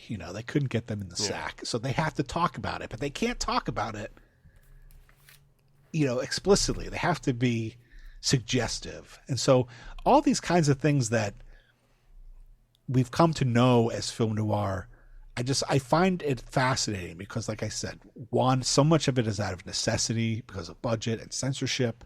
Two, the term doesn't even get created until after these movies are already done. Nobody's really making them anymore, and they're creative, and it's because of so many things with American art. It takes other places to appreciate it before we can appreciate it. Whether it's American blues in the 60s, it took the British people to love it. Whether it was rockabilly and people like Brian Setzer who had to go to England to become a hit before they could come back to America, or Hendrix, it happened with Hendrix, or the Western, or the spaghetti Western. The black audiences rock and roll, and you had to have the white guys do it to get the rock and roll to come in. But it took the Italians to kind of reinvent the Western, and for Westerns becoming big again. It took the French to look at this and say, like, hey, look at this artistry. And they're also the ones that create the auteur theory during this time, where they're looking at the films of like Hitchcock and Ford and Howard Hawks and saying like, well, there's something to like the filmmakers bringing their own point of view. It's all fascinating stuff and worth going into. Well, that also goes into the idea of the big existentialism conflict comes up to play around this time, because they kind of go par and parcel with this. And people also look at it, they point at the early version at the beginning of The Killing, which is an Ernest Hemingway short story that they made into two movies, the first one of which is with I think it's Burt Lancaster's first movie. And did we bring up already? We brought up Canon William Conrad. He's one of the hitmen. But in the beginning of the thing, they come into I think we watched that in film school, actually, The Killing, or The Killers. And they come into a diner, and they're two hitmen trying to find out where Burt Lancaster lives to kill him. And they have this really unsettling conversation with the guy in the diner, the young kid, about the food. And they're calling him Bright Boy, and they're really like pushing on him, and it's really like scary. And it's one of these kind of ideas where it's the end existentialism, this idea that you see now coming out in all these movies. It's an early scene of it there that you end up going on to see, even like with Sam Beckett and freaking Waiting for Godot and Harold Pinter and the playwrights of this Why Am I Here, this whole thing. And that all comes out, as I was saying before, in the 40s here with all these movies. Yes. You have these big blockbusters, Murder My Sweet, 1944. We said The Big Sleep in 46. You got Lady in the Lake, which is 46 as well. Detour, which is huge, film noir, which is 46. Very low budget, I think, Detour. Yeah, that one's Out of the Past. Rough. Yeah, Out of the Past, Robert Mitchum and Kurt Russell. Oh, not Kurt Russell. Kurt Douglas. Kurt Russell. Yeah. Kurt Douglas. Naked City, 1948, which begets an amazing TV show in the 50s, which is groundbreaking. Asphalt Jungle, which I think is also John Huston, which is 1950. Crime Wave, and The Killing, which are both Sterling Hayden movies with an early Charlie Bronson, and Crime Wave. Those are great. And then you see Hitchcock grabs it. We go from the gentleman detective of the 30s. 40s, we get the hard boiled. And then in the 50s, we get the giallo. We get the Hitchcock grabs that idea, takes the detective out and puts the normal everyday man in the problem. And then that's the 50s. You get that. And then it goes into the 60s, even then, with the spy craze, where you have you get an international, we'll put a spy, like an international man of mystery in this role, and have a whole, the whole Bond movies, because Dr. No is almost the film noir. People have called it that. And then this goes even into the 70s. Then you have a revival of film noir movies, and you get these movies like Chinatown. You get which John Huston is in. Yeah, John Huston's in. Yeah, that's for most people if they realize he's an actor in Chinatown. But you have The Long Goodbye with Elliot Gould, which is amazing. You get Point Blank, that people will call Dirty Harry. You get all these movies in the 70s that are really. I feel like there's another big one or two that I cannot remember at the moment. That are big in the 70s that really revive this genre, and this keeps it going now into the 80s. And in the 80s, you get there's Blade Runner. I was say there's future noir. Well, I forget what you call that. There's future noir, and there's another like the post noir period, what they call that. But it all begets these movies, and it's amazing. It becomes these whole spins when they marry the genres together with sci-fi and all that, because it's just like it's the evolution from the Hitchcock, the Giallo movies, and you get the horror movies in the 70s doing it. So yeah, film noir goes on until like about the 50s, and people say it dies down around The Killing, which is 56, and there's another movie, which again now my mind is blanking on what they end up saying is the end of the period. The Godfather as well, people point to as an example of a resurgence of the film noir. But we get Strangers on a Train, Rafifi, Gun Crazy in the 50s, and then it kind of dies down with what happens with the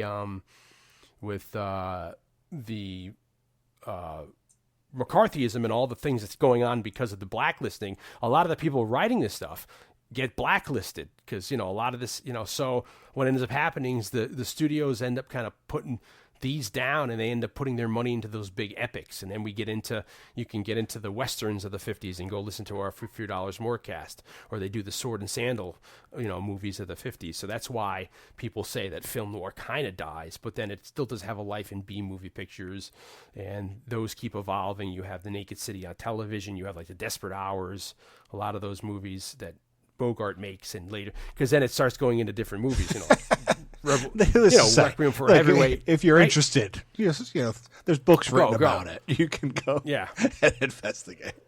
Could have been. Could do a whole podcast. We could change Saturday Night Movie Sleepovers and just talk about this subject. But it's not. It's not. It dies in the late 50s, and then it's around that time, right, that you have people like Truffaut. That's when they coin it. Like you said, it gets coined near the end, before people realize that it was a fad and people were copying it. It kind of dies out, right? And then it just goes on to something else, and they start making their, like you said, the French start making. They start making their version of it, like Breathless, and there's one that unfortunately the name of it's escaping me. I mean, the most famous thing about the movie I'm thinking of, and I'll look it up later, but is that they had to go what you were saying about jazz, is they had Miles Davis come and record a score with like his quartet for this like French noir movie that they made in like the early 60s. I just watched it too recently. I can't. It's not Rafifi? No, I don't think it's Rafifi. Or what's But anyway. Yeah. My only other... It's very interesting. Yeah. Because you don't realize how influential it is. Yeah. My only other trivial thing that I think is worth mentioning is that there were 4 Falcons made for the movie, 4 statues. And then William Conrad again. And William Conrad was given one because he stepped in as head of production for the studio in the 60s, and later his wife put it in an auction, and it got around $400,000. But in 2013, one was auctioned off for $4.1 million, which is more than the Falcon in the world of the movie is worth. And but in 30s money, right? Though I mean, but it wouldn't be whatever. But in a piece of trivia that you'll appreciate, Dion, is that one of the people that made those statues, prop maker Fred Sexton, was an alleged accomplice in the murder of Elizabeth Short. And for all of our the Black Dahlia, for all of our true crime people, Elizabeth Short was the Black Dahlia. I forgot about that. There's so much we have lying around here. I have that someplace. You're right. He was the guy who designed it, and then that only came out like years later, right? that he's implicated posthumously, I think. But that's crazy. Yeah, because you look at the bird from 1931, it's completely different looking than, that movie to this bird, And then we end up, I don't know if we ended up saying what happens at the end. It ends up not being the real one. That's the whole point. That puts film noir and this kind of movies on ahead. You work for nothing. It's all for now. So it's just crazy. So it's just, and like I said, you just don't realize how influential it is today. I mean, it's all this intersects. It's so crazy. Yeah. As everything does, So anyway, what do you think? Anything else? As the sun's rising. Well, I think I can safely say this has been the longest episode we've ever done, because if I'm looking at my estimations, we're hitting close to the 4-hour mark. You know.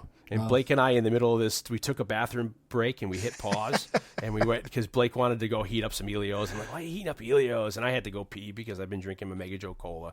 And I said to Blake, when we start recording this again, Blake's like, we got to wrap up. And I'm like, I know, we can't make this long. And then what happened? And then we talked for an hour. Yeah. So, all right. But it is our anniversary episode, so. Exactly. And we're doing them 12 a year. So we give a little extra. But we hope you liked our anniversary episode. It was out of left field, but I think it completely fits into our usual theme, and I think our listeners will love it, because we love it, and it's good stuff. Something we should have mentioned at the top of this episode, because I fear that there's unlikely that we'll have listeners finish this episode. Yeah. Is that, and we'll keep this extremely brief, is that we took the plunge and we now have a Patreon account. So, I forgot about this. You're right. We should have did this at the head. Yeah. So if you would like to help support the show and the buying of books, and that we both did for this episode, and the renting of movies sometimes, and all those things, and the upkeep of putting on a website. If you'd like to contribute to the show, you can check out Saturday Night Movie Sleepovers on Patreon. Probably Sat Sleepovers is going to be my guess. I don't remember how we set it up, but we would if you choose and if you are able to give a small donation, we of course appreciate it, even though by no means mandatory for our wonderful listeners out there. You could certainly see by the length of this episode, we like to talk. And we like to talk because we did a lot of the research to this. So, 6 books, 6 movies, or 3 movies, 2 radio shows. It's a lot going into this. And then sometimes it takes a pause, and, the wife's like, I thought you were trying to cut down on your input into this. I'm like, yeah, but it's love. It's the anniversary. So yeah, if you can help out, if you want to help out in any way, it would be greatly appreciated, going towards the maintenance and the upkeep and the buying of stuff that helps us produce these episodes. So yeah, please go check us out if you want to. And then, as usual, we're on Facebook, we're on Twitter, we're on Instagram. You can find us wherever you're listening to us here. Please tell a friend. Let people know what's going on. I'd like to thank everybody for, again, it's anniversary, for listening. Amazing. Thank you for your support. You can like us, comment, email us, get in touch with us on the sites. Please buy our books. Blake, you have your stuff. Scored to Death, Conversations with some of horror's greatest composers is available now. And Scored to Death 2, more conversations with some of horror's greatest composers, will be out in just a few months from when this releases. So this is September of 2020. So certainly by Christmas of 2020, there will be a new book out. And of course, you can check out Scored to Death, the podcast, and just check us out I'm also on Twitter and Facebook and Instagram at Scored to Death, so you can keep abreast of all of the Scored to Death information that you require. And Dion, of course, has his own book and is finishing a book that is very much in the vein of what we talked about tonight. Yes, so much so that it's embarrassing.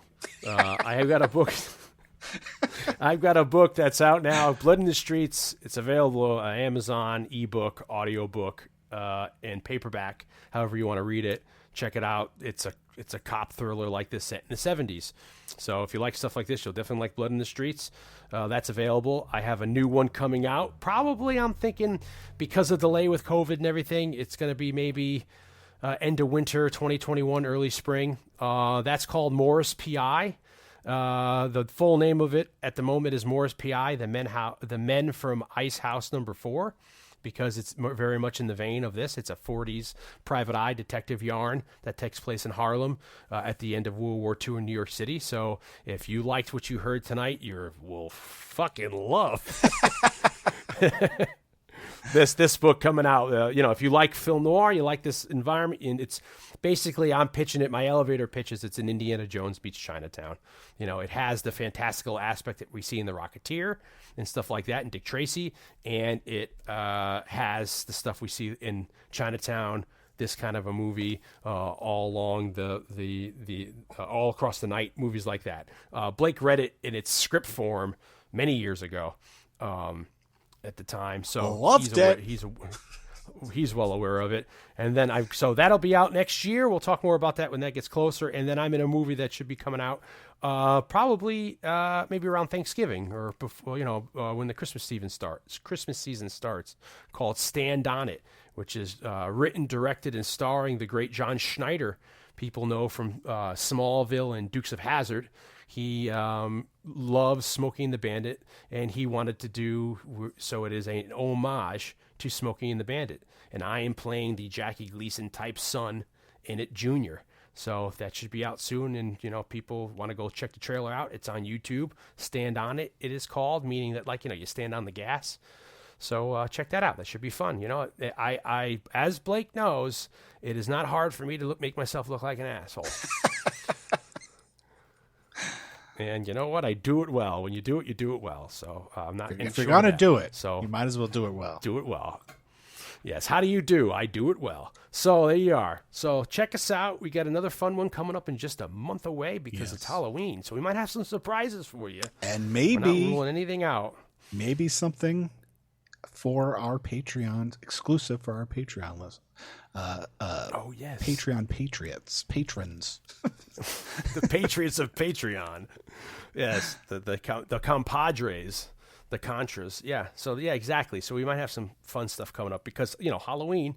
We usually geek out in Halloween. So yes, we're hitting our months now. We might be doing something exclusive for our beautiful patrons like Jose. God bless you, Jose. Yeah, Jose and my mom, my dad. Yeah, my dad's writing us a check every month. He's been our first patron, the initial, the OG patron. Yeah. The old G. There you go. Go to the store. Give us money for soda pop.